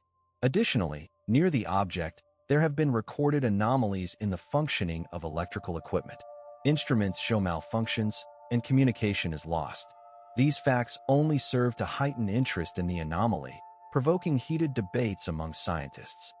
Some claim it is a natural formation created by geological processes, while others consider it to be of artificial origin, possibly even of extraterrestrial origin. The debate between proponents of both theories continues, and neither has been definitively proven. Researchers are trying to understand the true causes of the object's appearance and what it actually is. In this context, it is worth noting that the anomaly has been the subject of numerous expeditions, each contributing new data and theories, but definitive answers are still lacking. Over the years, the anomaly has attracted the attention not only of the scientific community but also of the general public, underscoring its enigmatic nature. In 2013, a team of Swedish underwater archaeologists conducted a detailed investigation of the object, but even this did not provide clear answers to questions about its origin and purpose. In the year 2001, mysterious structures known as the Cuban underwater pyramid were discovered off the coast of Cuba using deep-sea sonars. These formations are geometrically regular shapes that resemble urban planning, and their location on the ocean floor raises numerous questions. The structures are located at a depth of approximately 600 meters, making them difficult to access for research. If these constructions are assumed to be artificial, their age could be counted in thousands of years, challenging conventional notions of civilization development in this region. However, the political situation in Cuba significantly complicates scientific research. Access to these areas is restricted, and many scientists face difficulties in obtaining permits for expeditions.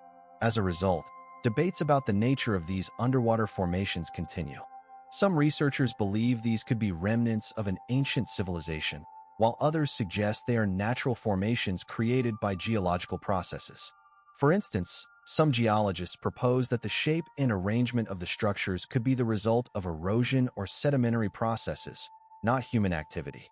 Nevertheless, this discovery has attracted the attention of researchers worldwide, and each new analysis of the data brings additional questions and theories. Currently, science is just beginning to explore this mysterious territory, and each new step in the research of the Cuban underwater pyramid opens new horizons for scientific debate. Japanese underwater monuments off the island of Yonaguni represent unique structures that spark debate among scientists. These ruins, located at a depth of around 20 meters, feature straight angles and stepped forms that puzzle both geologists and archaeologists. Some researchers point to the possibility of columns and platforms, suggesting that these are artificial constructions. Geologists argue that these forms could be the result of natural processes like sandstone erosion, making them natural formations. However, archaeologists insist that traces of ancient civilization activity, potentially dating back 10 to 12,000 years, are more likely. They cite the presence of indentations and hollows that they believe could not have formed without human intervention. Additionally, certain construction details, such as stairs leading downwards and platforms resembling terraces, further support the theory of artificial origin. These structures not only captivate with their mysterious appearance, but also serve as a battleground for various theories, with each side trying to convince the public about the origin and significance of these underwater artifacts. In recent years, the study of Yonaguni has drawn the attention not only of scientists but also of tourists eager to see these enigmatic ruins firsthand, raising questions about the preservation and protection of these unique objects.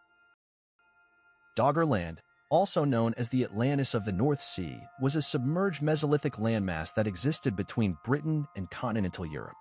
This territory served as a link between the two regions until around 6,500 years ago, when the sea level began to rise due to the melting of glaciers. Geologists and paleobotanists have reconstructed the landscape of Doggerland based on the analysis of seabed deposits and fossilized plant remains. They discovered that the area was home to forests, marshes, and even lakes, teeming with diverse flora and fauna. Artifacts such as flint knives and scrapers found in the region indicate that it was inhabited by ancient people who hunted large animals like mammoths and bison. The remains of these animals have been found in the fishing nets pulled from the North Sea, confirming the active use of resources in Doggerland. Gradual flooding of the area began around 8,000 years ago when the sea level rose by more than 40 meters, causing this rich land to disappear beneath the waves and leaving behind a mystery for modern researchers. Scientists continue to conduct research using technologies such as ground-penetrating radar and underwater archaeological excavations to piece together the picture of life in this vanished world. Today, underwater discoveries and geological studies help us understand how climate and ecosystems changed, influencing the lives of the people who once inhabited Doggerland. Oceanic trenches and pits are enigmatic formations on the ocean floor that suddenly plunge into great depths, creating something akin to an abyss that swallows light and evokes wonder and awe among researchers and enthusiasts of mysteries. These formations can vary greatly in size and shape, from small pits to colossal depressions that appear like actual rifts in the Earth's crust. Their origins are often shrouded in mystery, and scientists are only beginning to unravel their secrets.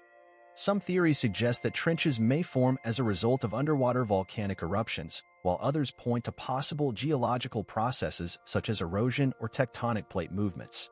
These natural phenomena attract both scientists and adventurers, as they may harbor unique ecosystems and rare animal species not found elsewhere.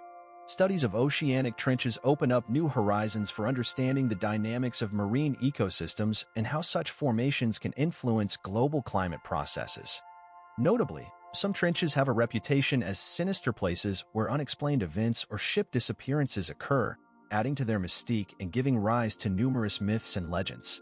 As a result, these natural phenomena become not only objects of scientific interest, but also sources of inspiration for writers and artists seeking to capture their enigmatic beauty and unknown power. Such research allows us to deepen our understanding of the seas and oceans, their depths, and the inhabitants that populate these uncharted territories.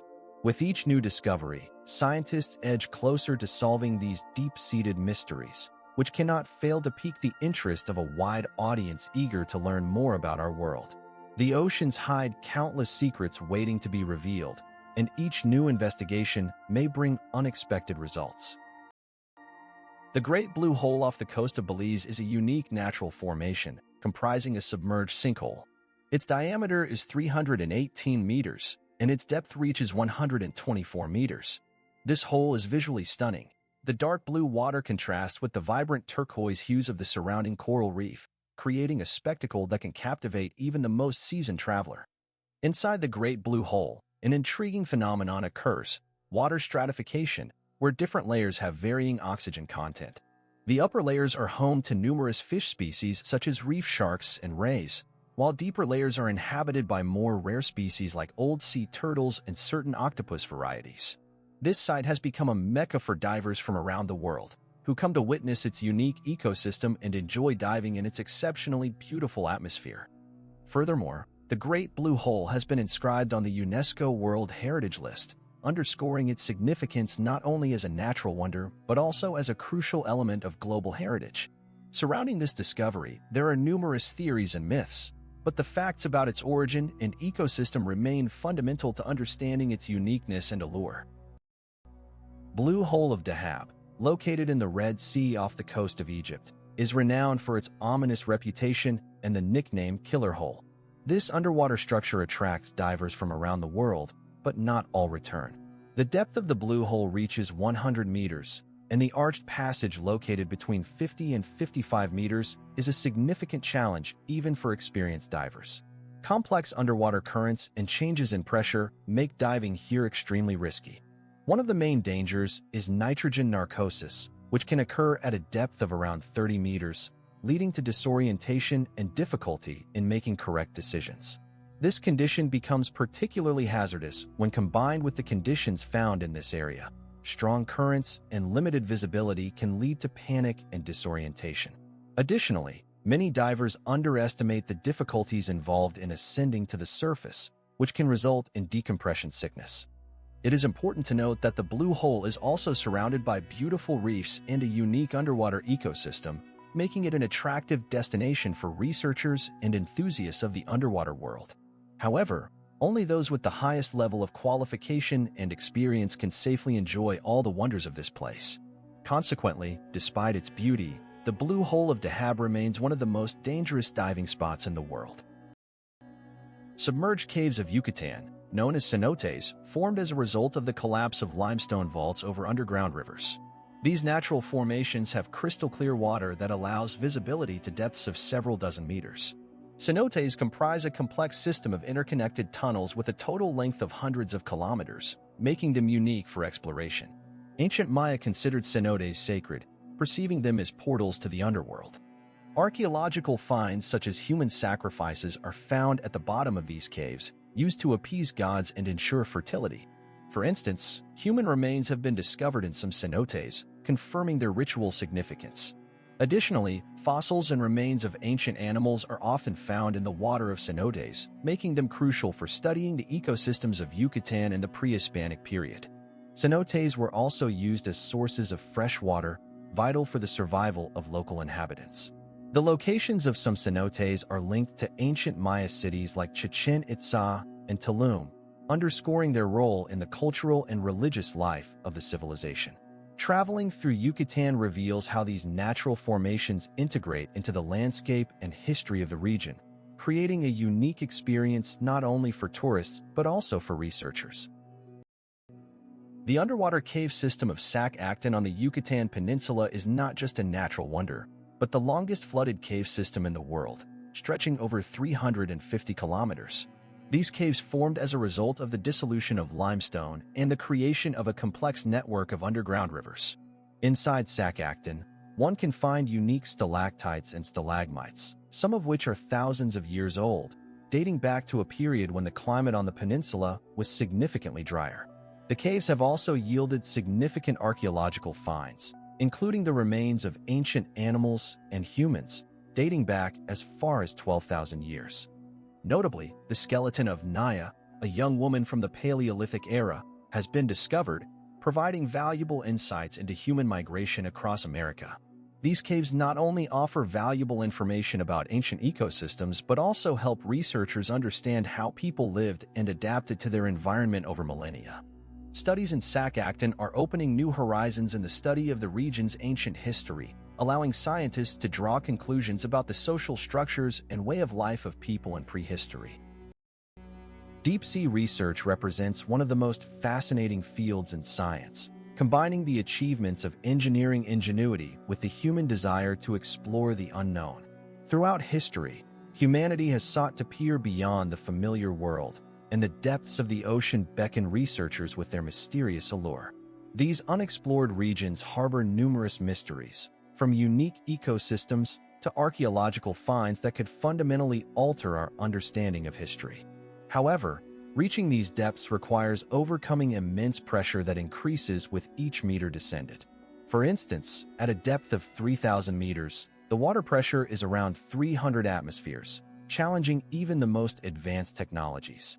In such conditions, the water temperature often drops to 0 degrees Celsius, and the absence of light makes the explored spaces completely dark. This is why deep-sea research demands not only specialized technologies, but also the courage of scientists willing to confront these extreme conditions. Engineers develop various structures capable of withstanding such loads and create systems that enable underwater research at depths once only dreamed of.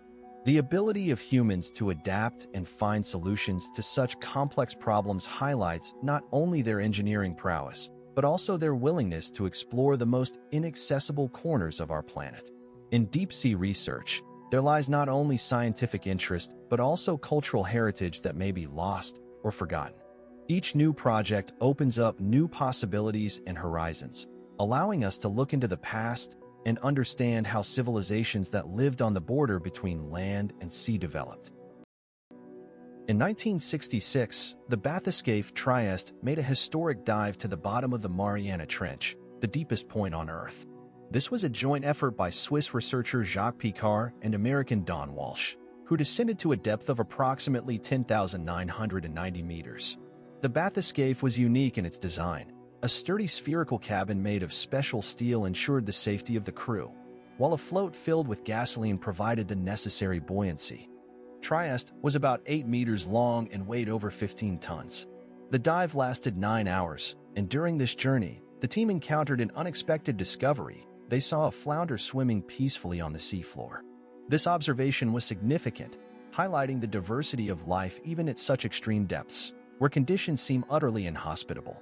The Trieste expedition not only expanded the boundaries of human understanding of oceanic depths, but also inspired a whole generation of researchers to make further discoveries in the field of underwater science.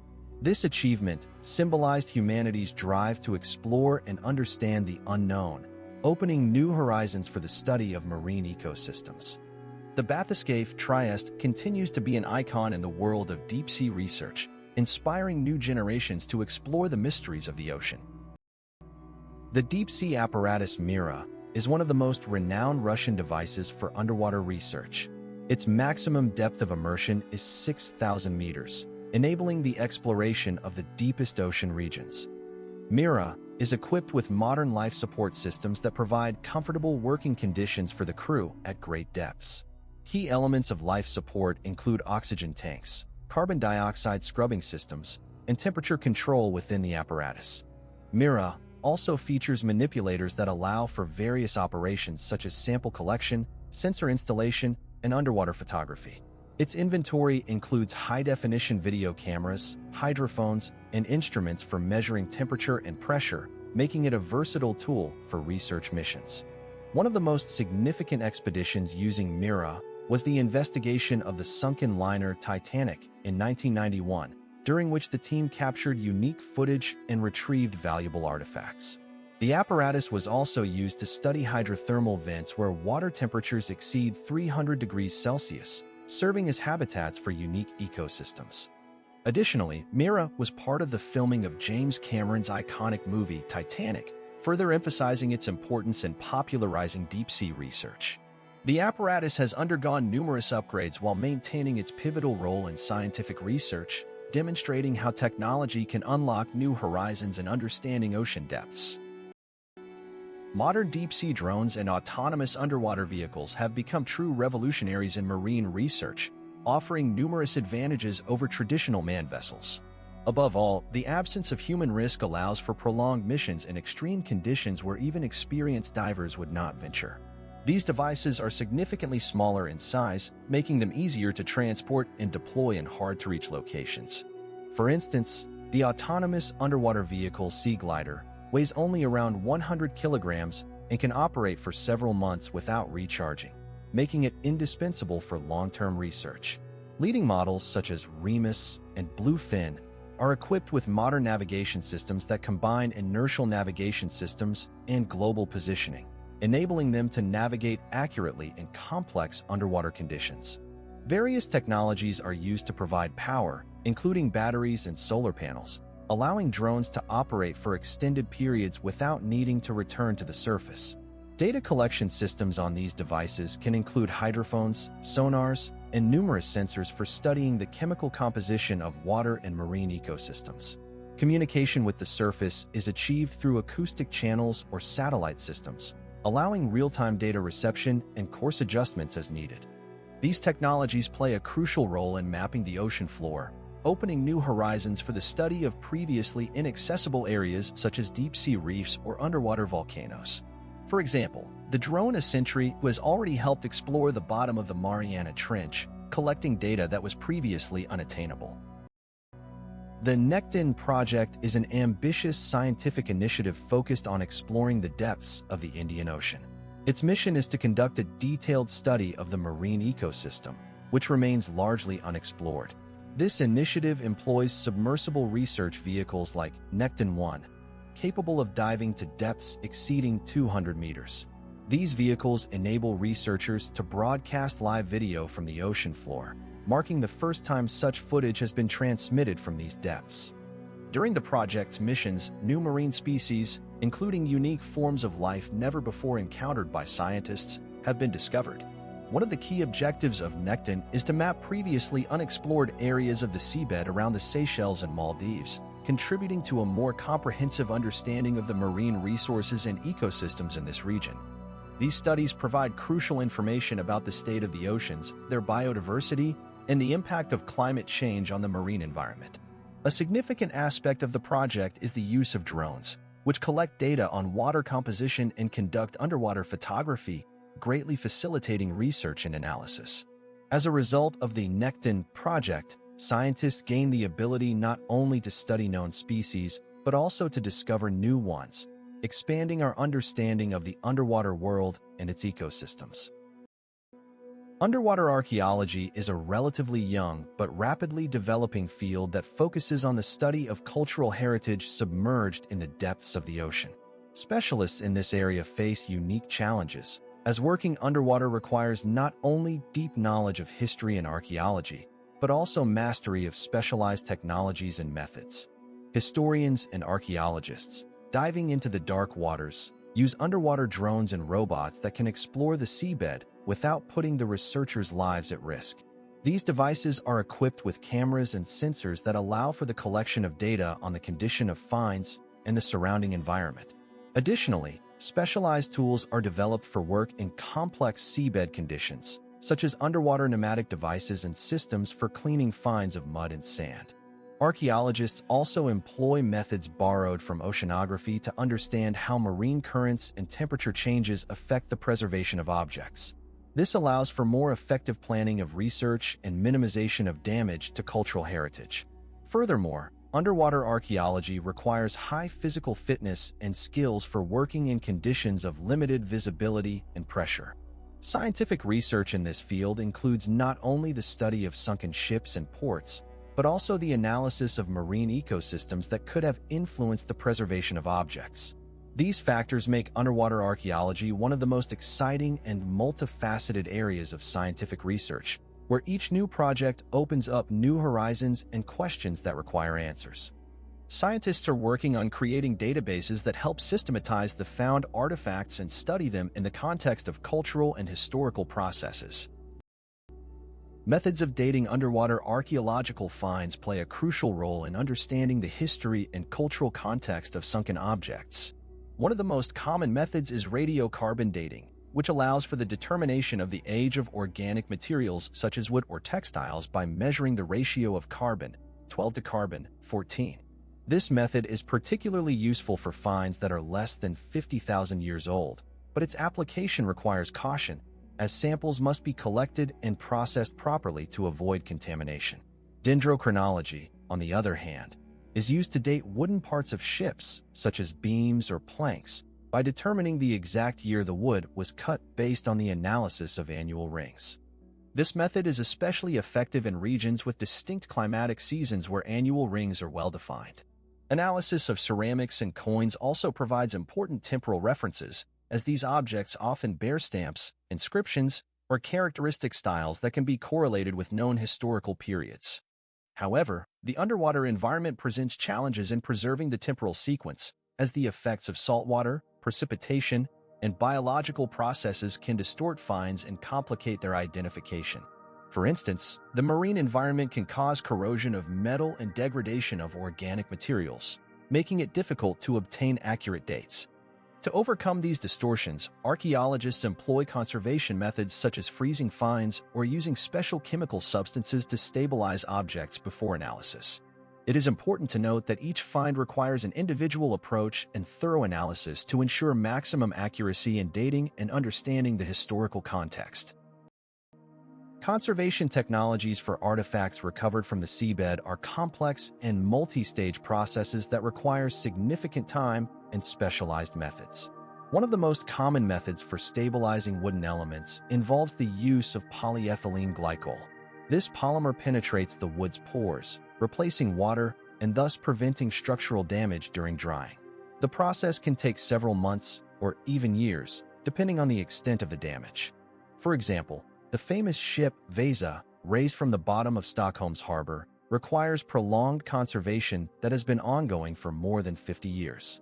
For metallic objects, electrochemical treatment is used, which helps to eliminate corrosion and restore the original appearance. This method involves placing the artifact in an electrolytic solution, where a chemical reaction occurs that aids in the restoration of the metal. The process requires precise control of voltage and time to avoid damaging the material.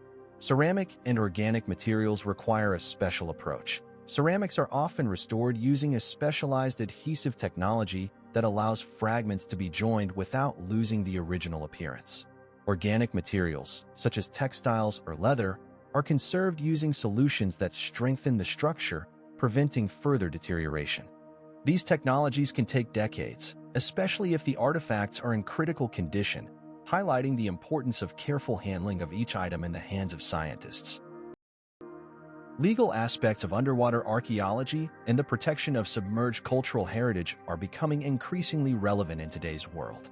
The UNESCO Convention of 2001 on the Protection of the Underwater Cultural Heritage establishes frameworks for the protection of underwater objects, emphasizing that states have sovereign rights over submerged objects in their territorial waters. This means that any intervention in these water zones must be approved by state authorities, rather than being left to the discretion of private individuals or companies. However, the issue of treasure hunters who extract and sell artifacts from sunken ships poses a threat to the preservation of historical context.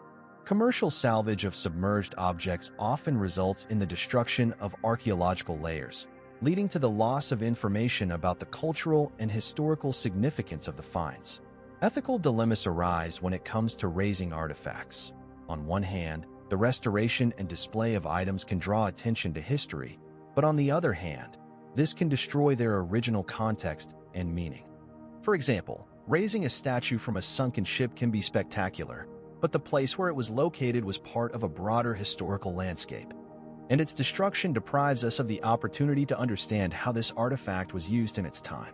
This problem requires careful analysis and adherence to the principles established by the Convention to find a balance between the desire to preserve cultural heritage and the need for its study. In 2003, the Framework Convention on the Protection of the Underwater Cultural Heritage was adopted, further strengthening these provisions and providing recommendations for the safe handling of underwater finds.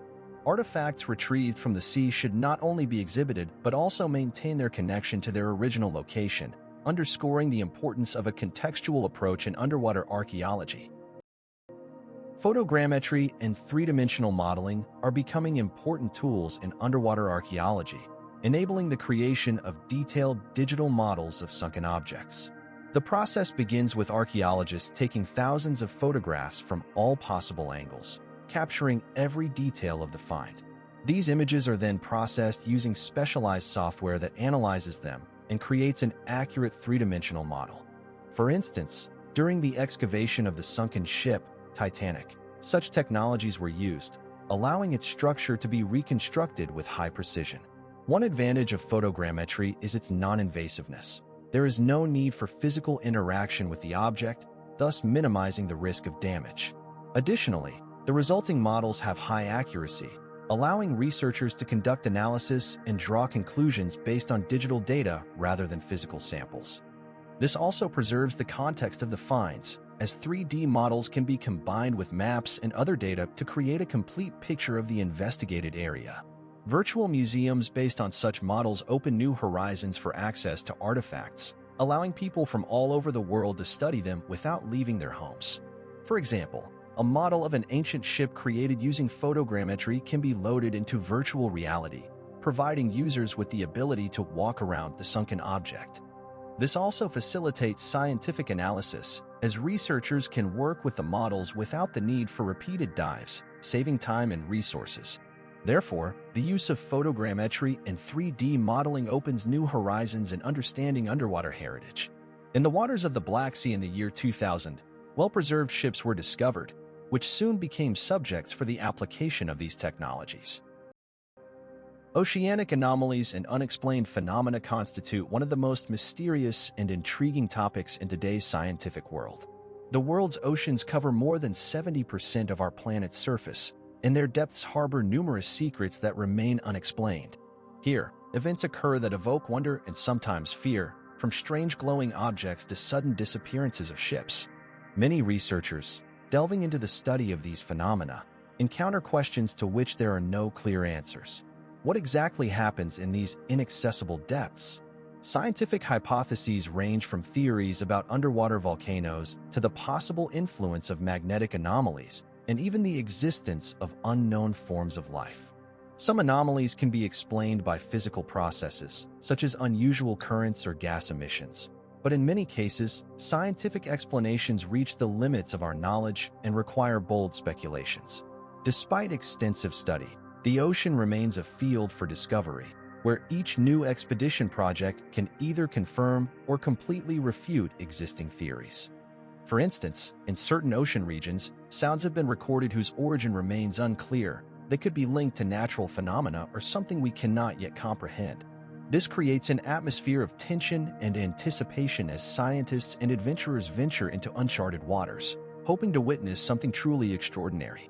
Numerous stories of strange observations and unexplained events continue to stir the imagination, prompting us to ponder what else might be hidden in the dark depths of the ocean. Research continues, and each new day brings fresh discoveries that can either confirm or refute old notions about life beneath the waves, where the boundaries between reality and myth become increasingly blurred. In this context, it is worth mentioning the bloop, extremely low-frequency sounds recorded by NOAA hydrophones in 1997. These sounds were remarkable for their extraordinary power, exceeding the sound of a blue whale by 1,000 times. The frequency of the bloop was in the range of 10 to 15 hertz, making them practically inaudible to the human ear but easily detectable by specialized underwater microphones.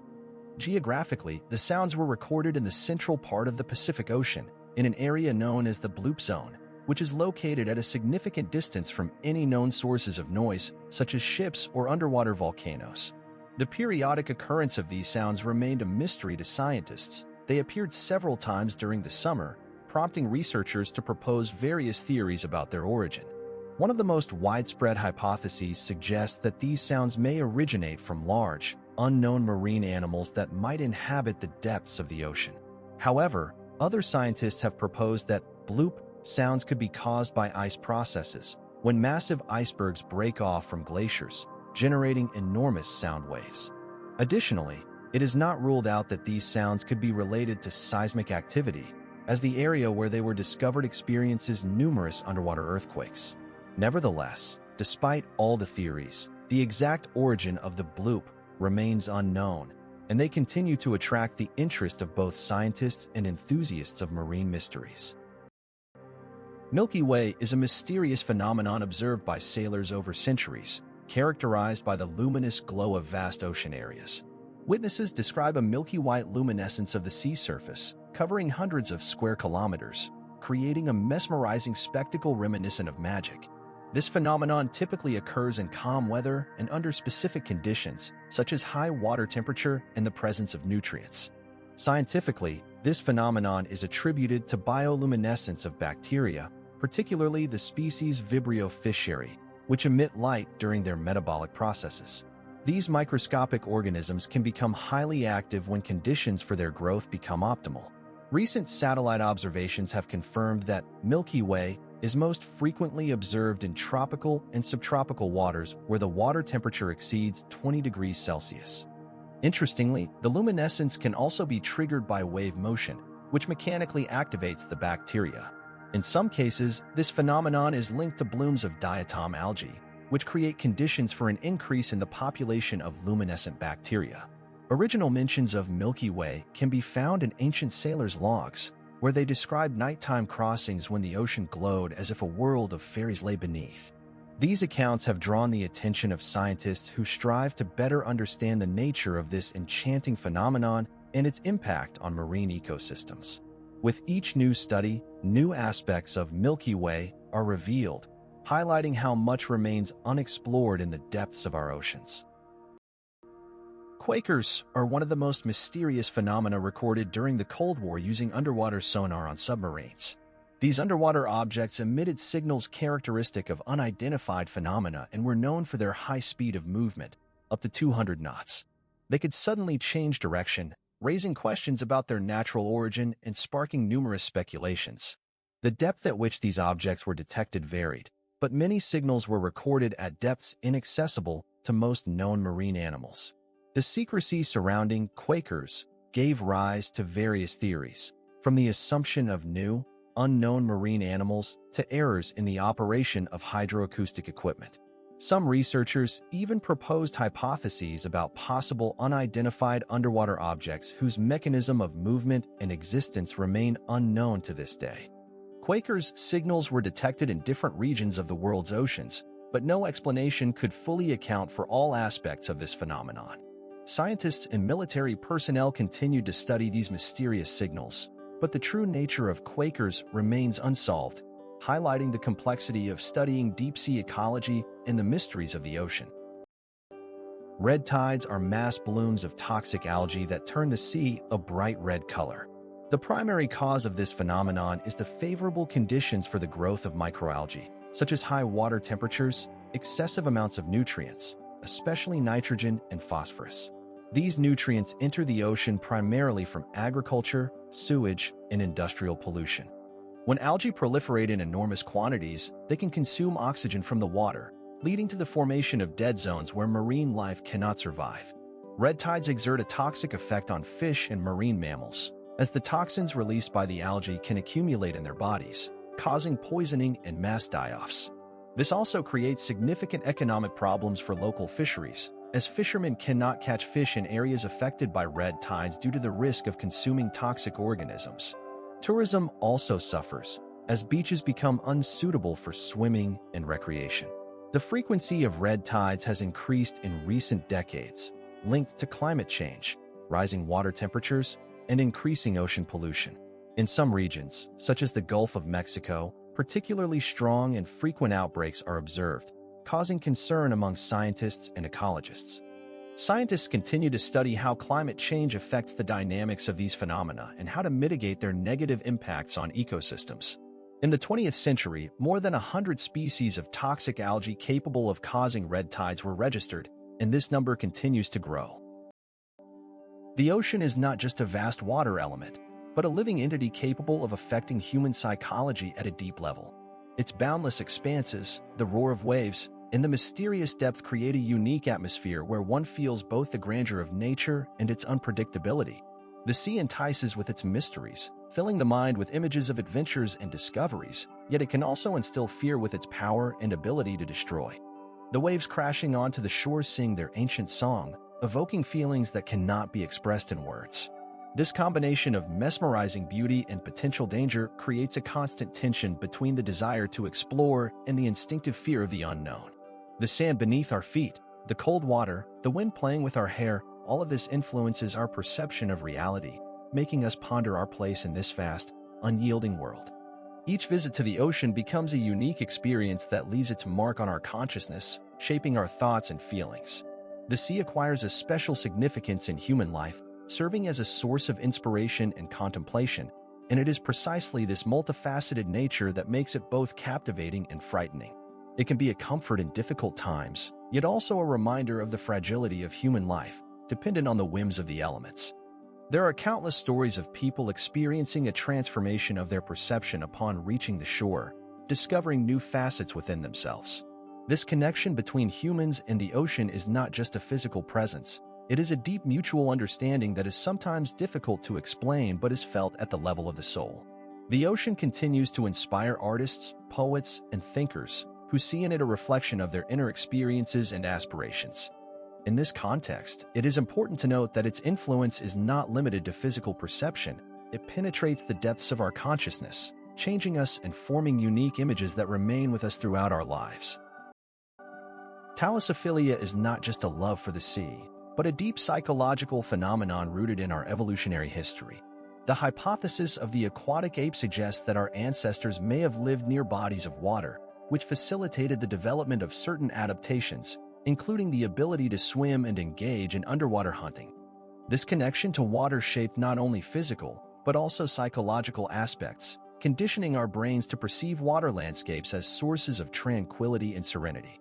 Neurochemical processes occurring in our bodies when contemplating the vast sea also play a significant role. Studies show that being near water stimulates the production of serotonin and dopamine, which are responsible for feelings of happiness and satisfaction. Psychological research confirms the therapeutic effect of marine landscapes. For instance, the sounds of waves and the sight of endless waters can reduce stress and anxiety, helping people find inner peace. In art and literature, thalassophilia is evident in numerous works, from poems about boundless marine expanses to paintings capturing marine landscapes that inspire artists and writers to create masterpieces. The sea becomes a symbol of freedom, infinity, and deep inner experiences, reflecting our desires and fears. In culture, the sea is seen not only physically, but also metaphorically. It is a place where human destinies intersect and intertwine, where meaning and understanding are sought.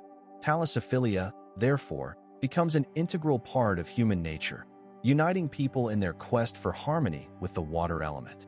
Scientific research shows that even a few minutes spent near water can significantly improve overall well-being and reduce stress levels.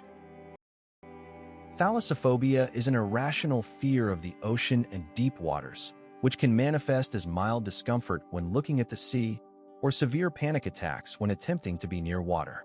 The psychological mechanisms behind this phobia often involve the instinct of self-preservation, which has evolved in humans over thousands of years. On a deep level, the The fear of boundless waters can be explained by a sense of danger, as in ancient times, water expanses concealed numerous threats, such as predatory marine creatures and natural disasters. Individuals suffering from thalassophobia may experience symptoms such as rapid heart rate, sweating, dizziness, and even loss of consciousness when approaching water. These symptoms can range from mild anxiety to full-blown panic attacks.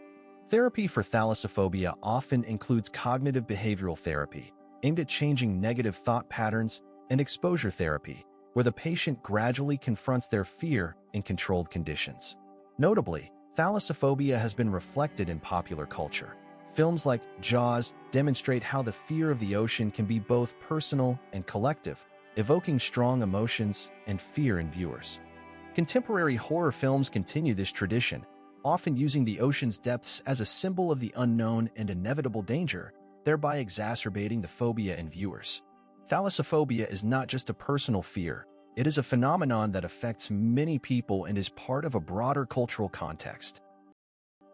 The psychological phenomenon known as the call of the abyss refers to a fleeting desire to jump off a cliff or into deep water, experienced by many people, including those who are mentally healthy.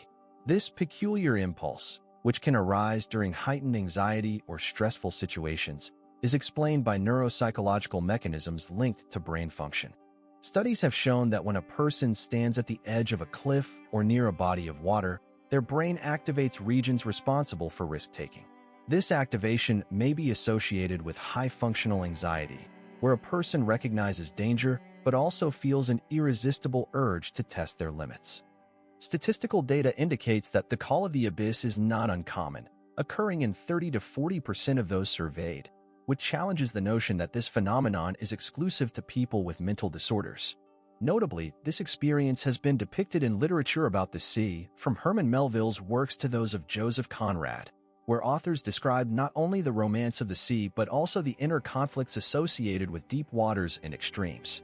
Melville uses the sea's abyss as a metaphor to explore human nature in Moby Dick, while Conrad illustrates how desolation and fear can intertwine in the human psyche in Heart of Darkness.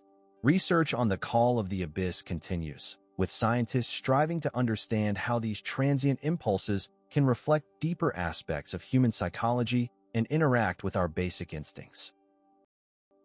Seasickness of the mind is a psychological phenomenon that occurs in sailors after prolonged time at sea. This state is linked to sensory adaptation to constant motion, as the human body begins to perceive the ship's oscillations as normal. Sailors develop unique neuropsychological mechanisms that allow them to cope with the constant effects of waves and wind.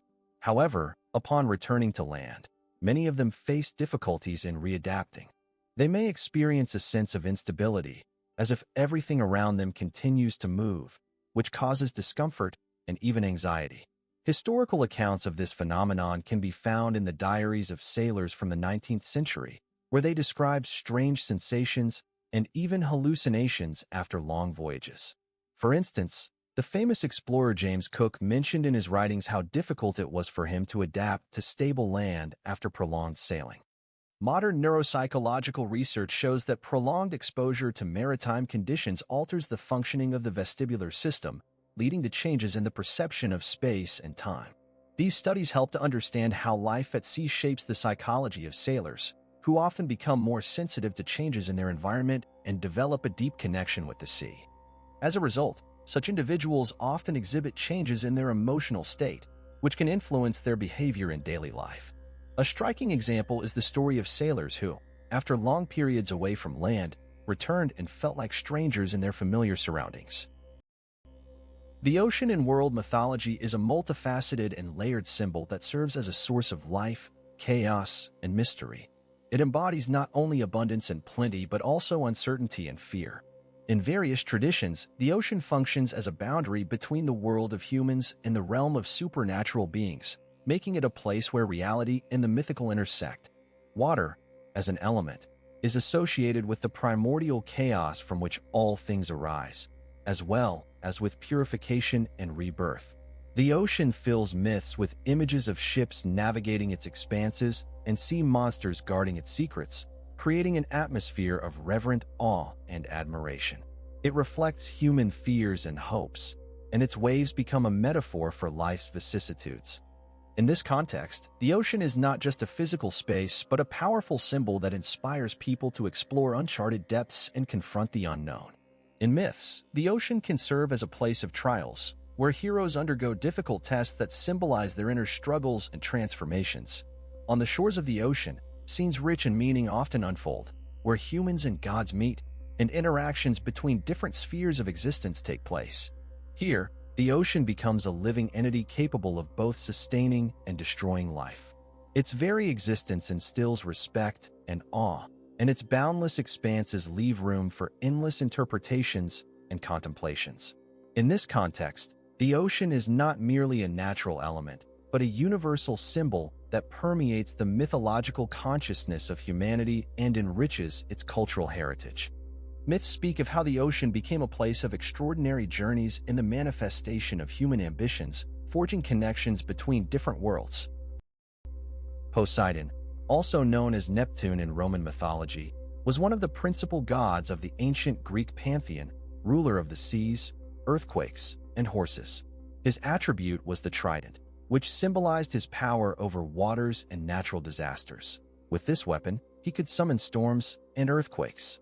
Poseidon was often depicted on a chariot drawn by hippocamps, mythical sea horses, emphasizing his connection to the sea and his power. His character was contradictory. He could be generous and protective, or vengeful and furious when someone offended him.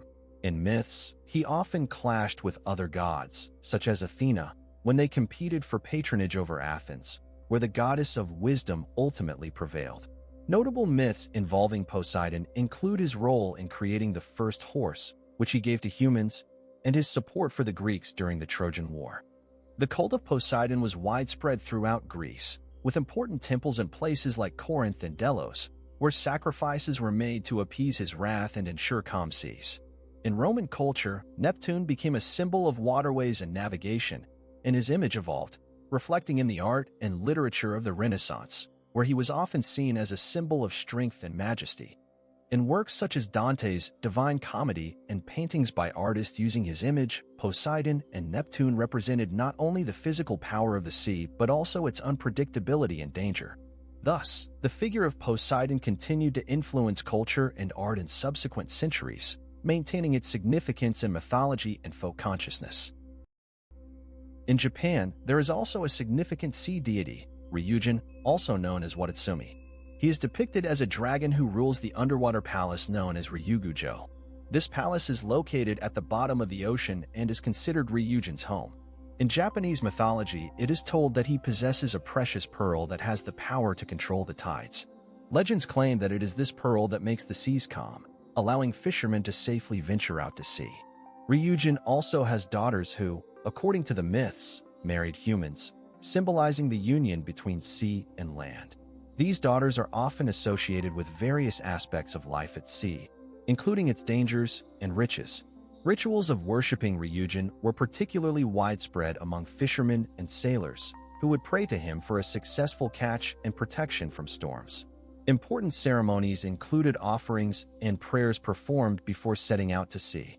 In Japanese art, Ryujin is reflected in numerous paintings, sculptures, and even animations, where he is depicted as a powerful and majestic dragon surrounded by water elements.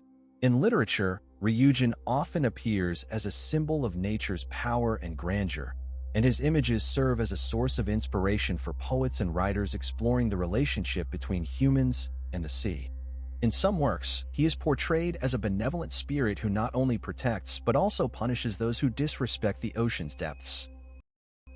Tangaroa is a Polynesian god of the ocean who occupies a central place in the cosmogonic myths of the peoples of the Pacific Ocean.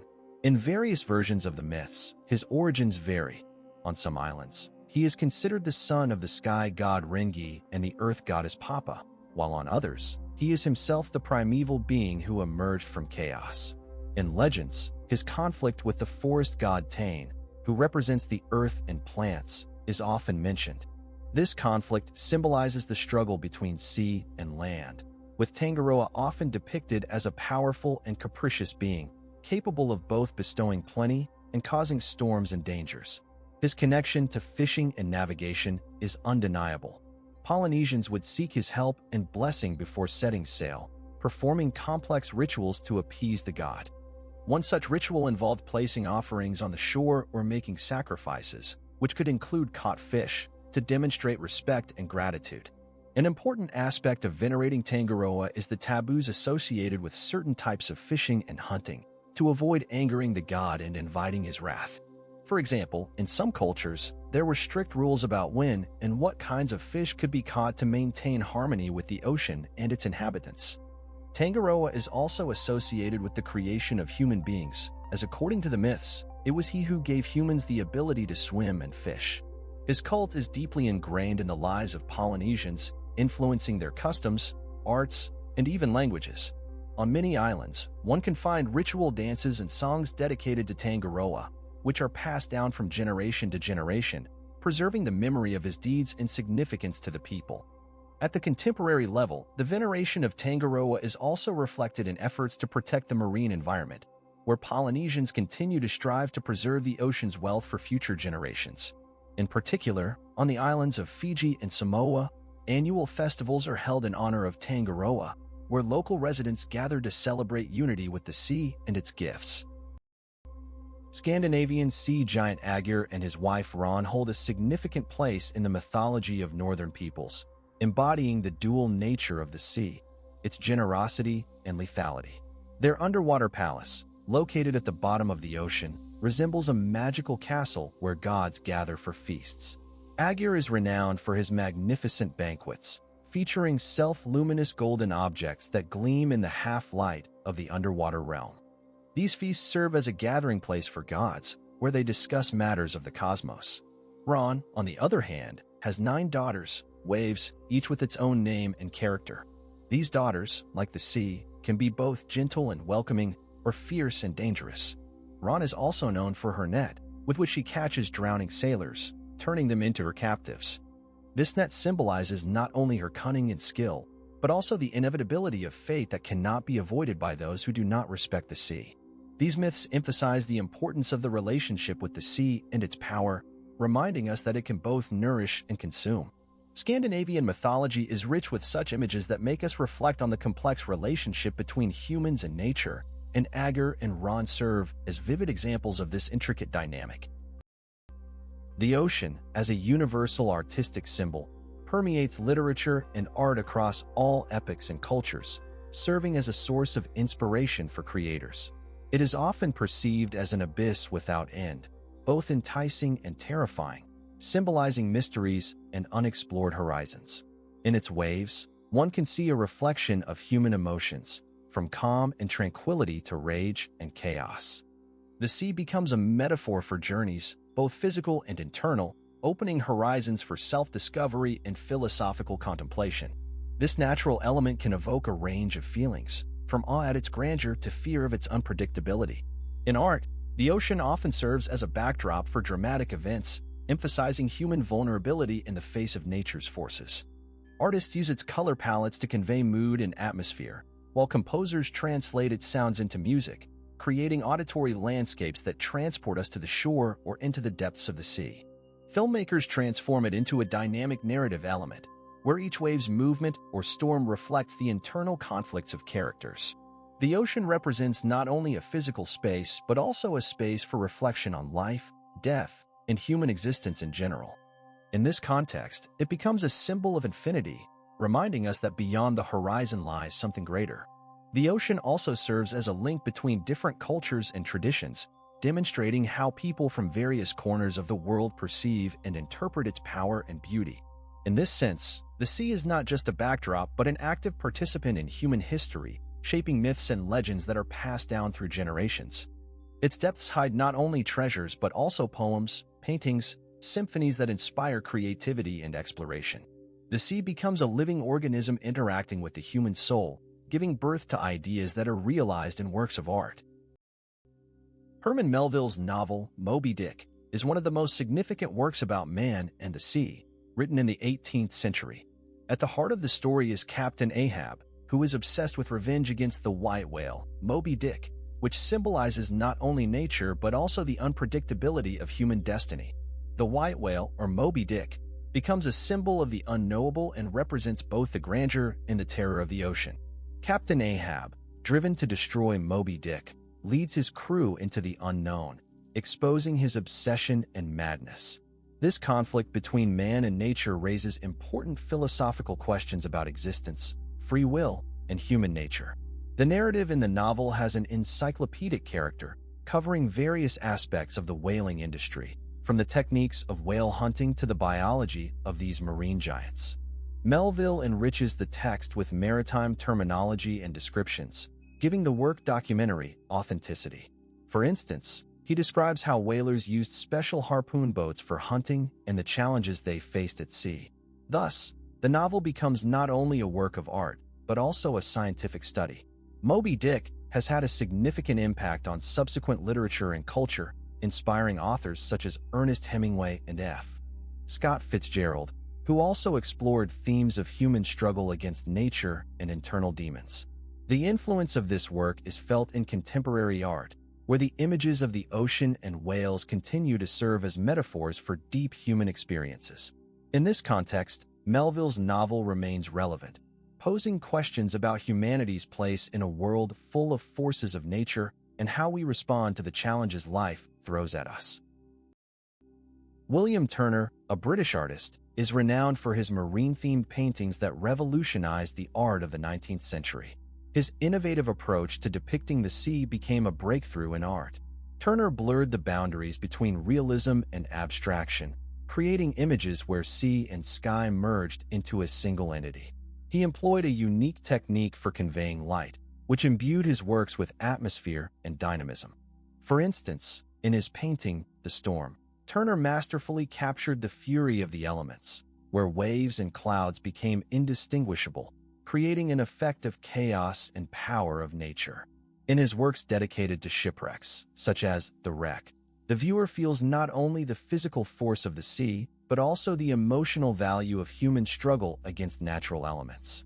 Turner is also famous for his marine battles, in which he conveyed not just the battles, but entire stories filled with drama and movement. His Battle of Trafalgar illustrates not only the military actions, but also the grandeur of the sea, which becomes a living participant in the events. Turner's influence on the development of Impressionism is hard to overestimate. His methods of working with light and color became the foundation for many artists striving to capture fleeting moments of nature.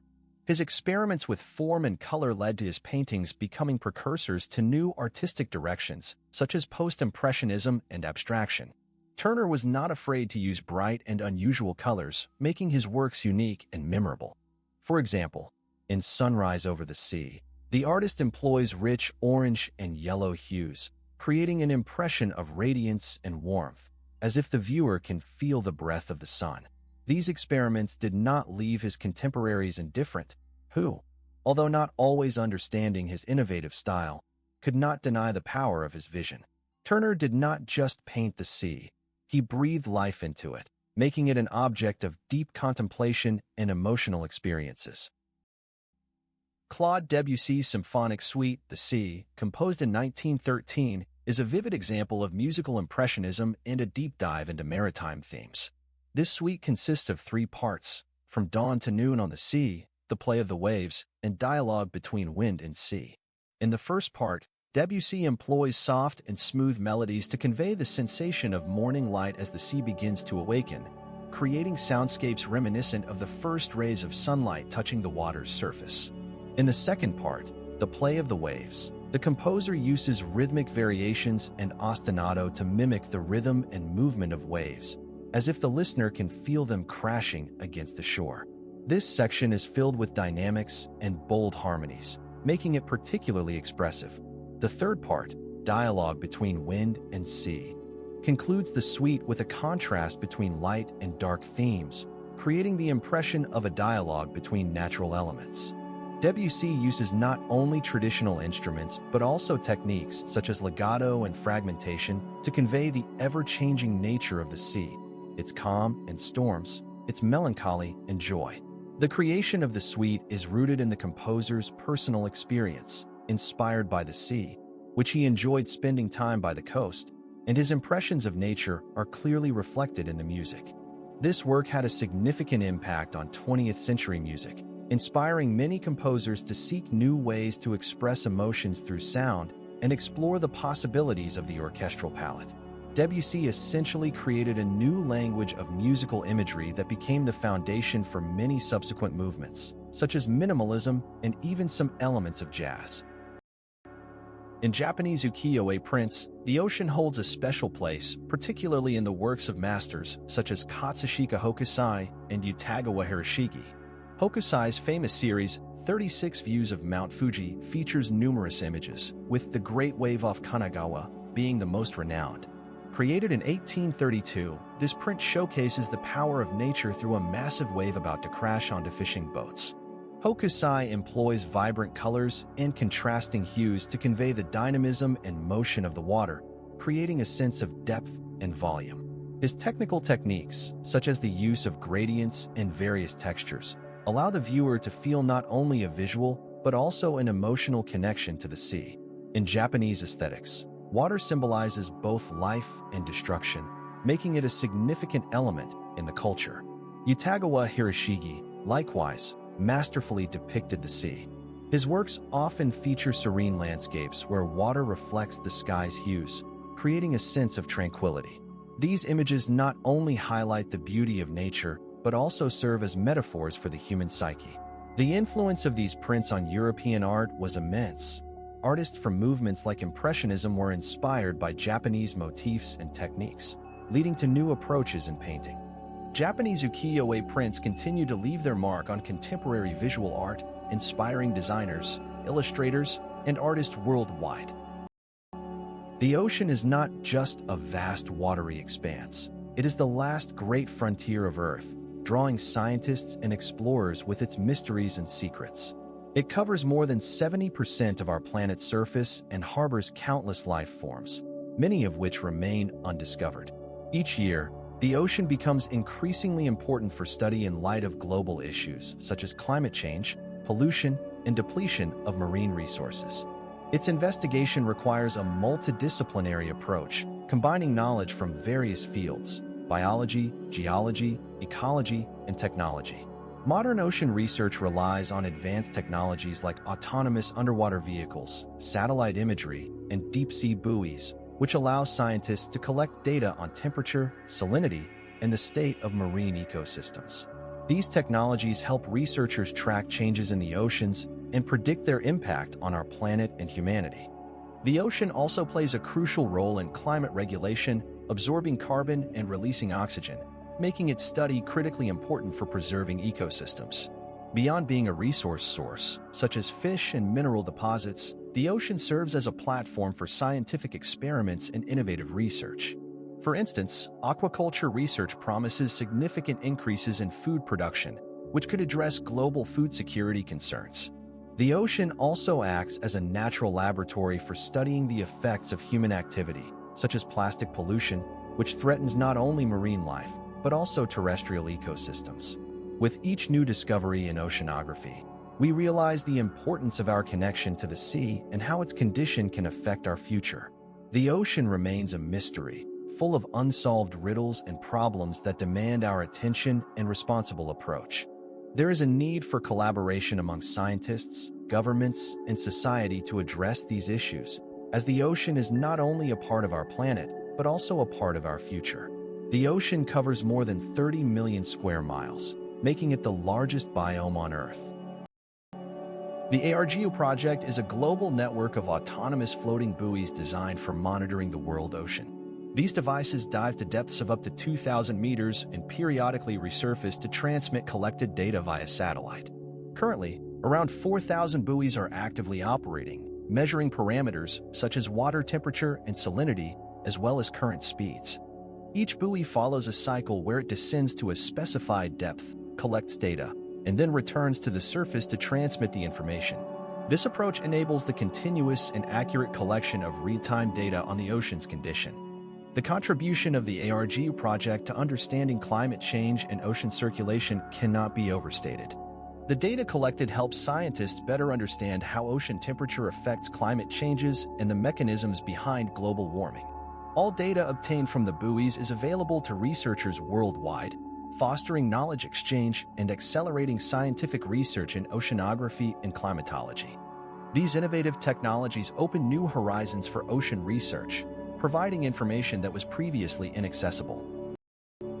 The Seabed 2030 project aims to fully map the ocean floor by 2030.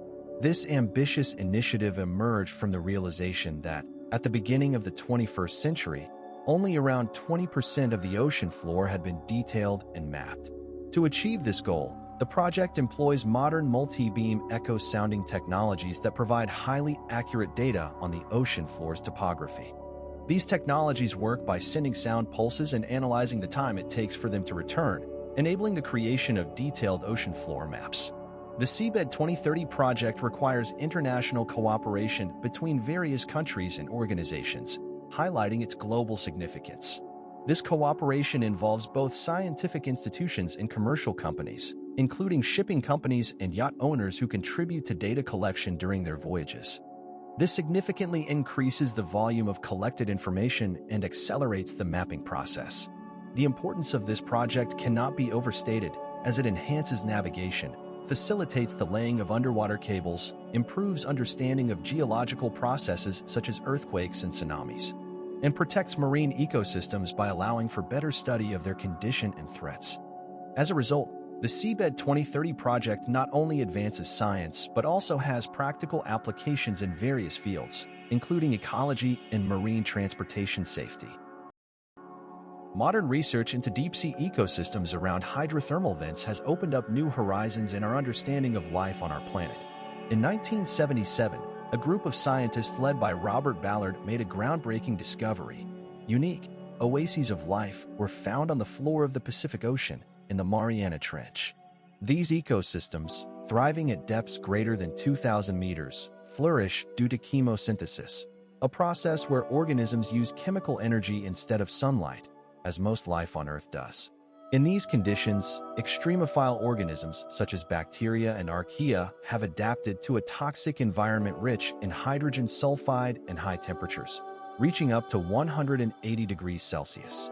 For instance, black smokers, which release hot minerals, create ideal conditions for these organisms. Research shows that chemosynthetic bacteria form the base of the food chain, providing sustenance for larger organisms like tube worms and mollusks.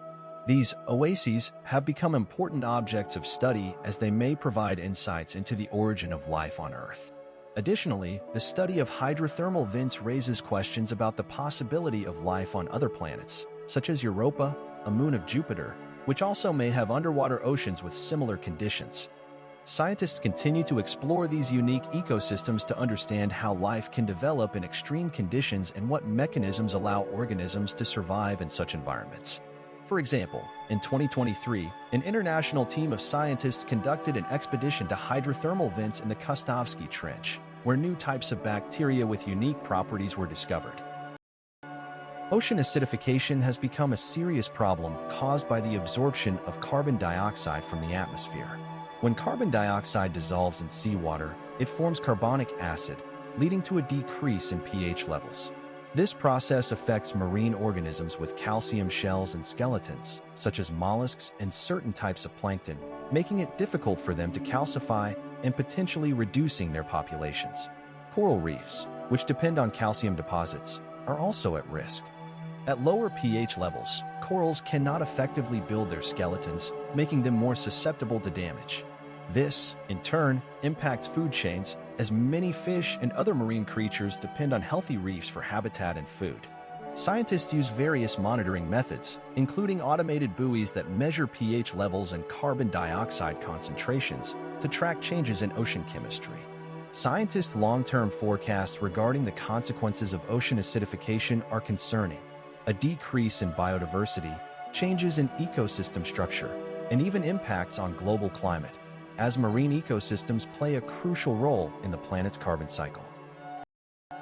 The future of oceanography and marine research promises to be exciting and full of discoveries.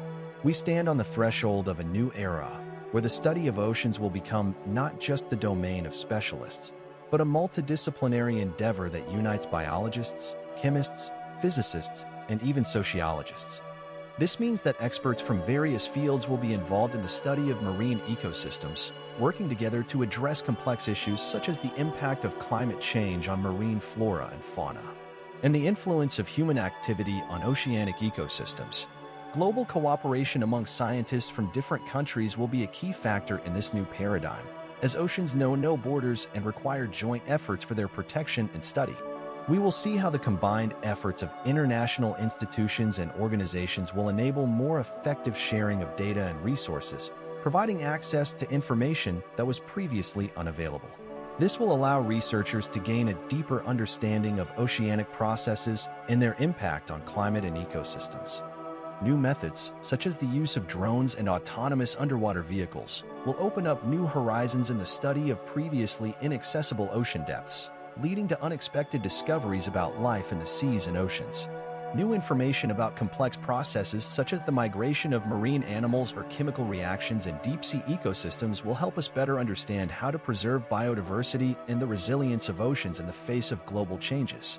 Ocean research will also contribute to the development of new approaches to managing marine resources, which is particularly important in light of the growing demand for food and resources. Scientists will focus not only on studying existing ecosystems, but also on restoring those that have been damaged by human activity. It is important to note that such research can lead to the creation of new models of management and conservation that take into account both ecological and social aspects. One of the main tasks will be not only to study the current state of oceans, but also to predict their future, which will require a comprehensive analysis of data and the use of models that can account for multiple factors. It is expected that within this new era, oceanography will become more accessible to society, allowing people to better understand the importance of oceans and their impact on our lives.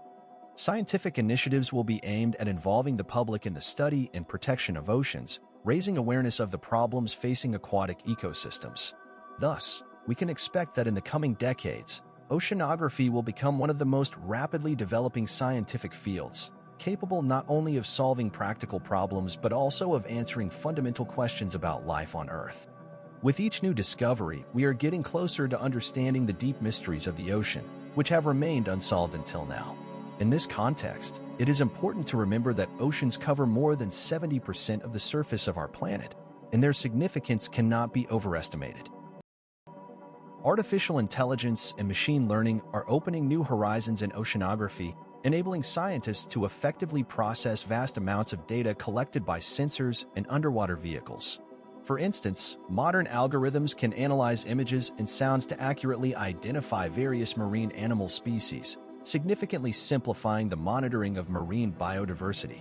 Furthermore, the application of machine learning in modeling oceanic processes aids in predicting the movement of currents, waves, and other hydrodynamic phenomena, which is critically important for shipping and fishing. Weather and climate change forecasting also benefits from these technologies. Models based on big data can predict changes in water temperature and sea level with high accuracy. Additionally, the automation of managing research underwater vehicles, such as autonomous submarines, allows for research in inaccessible areas, reducing risk to scientists and increasing the volume of collected information. These technological advancements make oceanography more efficient and dynamic, opening new possibilities for understanding complex processes occurring in the marine environment. The application of artificial intelligence also enables the integration of various data sources, including satellite imagery, data on the state of ecosystems, and results of previous research, creating comprehensive models for deeper analysis of the state of oceans. The concept of the digital twin of the ocean is a detailed computer model that reflects all oceanic processes, from currents to ecosystem interactions. This project is actively being developed as part of the European initiative Destination Earth, which aims to create a high-tech platform for integrating data from various sources. Satellite imagery, data from buoys, and underwater sensors will be combined into a single system, enabling the modeling and forecasting of both local phenomena, such as changes in water temperature in a specific area, and global processes, such as sea level rise or ocean current shifts. This complex and large-scale model will serve as a useful tool for managing fish resources, allowing the determination of fish migrations and reproduction, thereby optimizing fisheries and preventing the depletion of stocks. Additionally, the digital twin of the ocean will be able to predict natural disasters, such as tsunamis or hurricanes, providing information on potential consequences and allowing for advanced preparation for possible catastrophes. The project will also contribute to the planning of maritime activities, including shipping and the development of marine resources, taking into account ecological factors and sustainable development. For example, knowledge of marine mammal migrations can help avoid collisions with ships, and data on the state of ecosystems can help determine areas where fishing may be restricted to protect vulnerable species. The main goal is to integrate these data in one place, allowing specialists and policymakers to make more informed decisions based on accurate information and modeling of possible scenarios. As a result, the creation of the digital twin of the ocean will provide new opportunities for studying and managing oceans, which is particularly relevant in the context of climate change and increasing pressure on marine resources. Within this project, initial tests have been conducted and prototypes have been developed, opening up prospects for its further development and implementation in practice. Biomimetics in marine technologies is gaining popularity due to the creation of robots and devices that mimic marine animals. For instance, fish-like robots have been developed, which possess high maneuverability and can move through water with minimal resistance. Such devices can be used for monitoring marine ecosystems, as they can move silently without disturbing the underwater inhabitants. Additionally, jellyfish have served as prototypes for robots that use pulsation for movement, making them particularly effective in strong currents. Octopuses, with their unique ability to change shape and color, have inspired engineers to create flexible underwater vehicles that can penetrate into hard-to-reach places, such as sunken ships or underwater caves. These devices not only consume less energy compared to traditional underwater vehicles, but also can operate in complex conditions where conventional technologies may fail. Notably, a group of such robots can act as a school, collecting data on water temperature, pollution levels, and other ecosystem parameters. This opens up new horizons for scientific research and environmental protection, allowing for data collection on a scale previously inaccessible to scientists. In such systems, robots can coordinate their actions, providing a more comprehensive and accurate representation of the marine environment. The establishment of permanent underwater research stations opens new horizons for the study of ocean depths. The Proteus project proposed by Stanislav Lem has inspired many contemporary scientists and engineers. Such stations, capable of supporting long-term human habitation underwater, require serious technical solutions. For instance, the use of modern materials that can withstand high pressure and corrosive effects of seawater will enable the creation of durable structures. Stations can be equipped with life support systems that can recycle air and water, as well as produce food through aquaponics. The scientific potential of these underwater bases is limitless. They can serve as centers for studying deep-sea ecosystems, which remain largely unexplored. Unlike short-term expeditions, permanent stations will allow for long-term research, collecting data on seasonal changes in ecosystems, interactions between different species, and even the impact of climate change on marine biomes.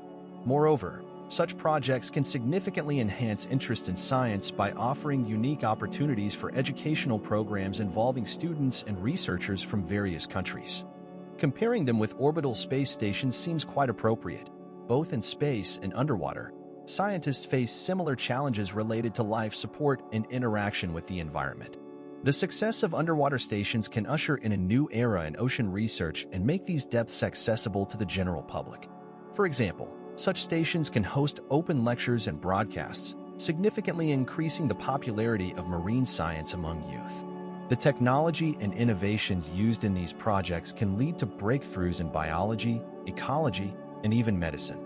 Underwater bases can become not only scientific centers, but also places for cultural exchange, where people from different countries work together on common goals and tasks.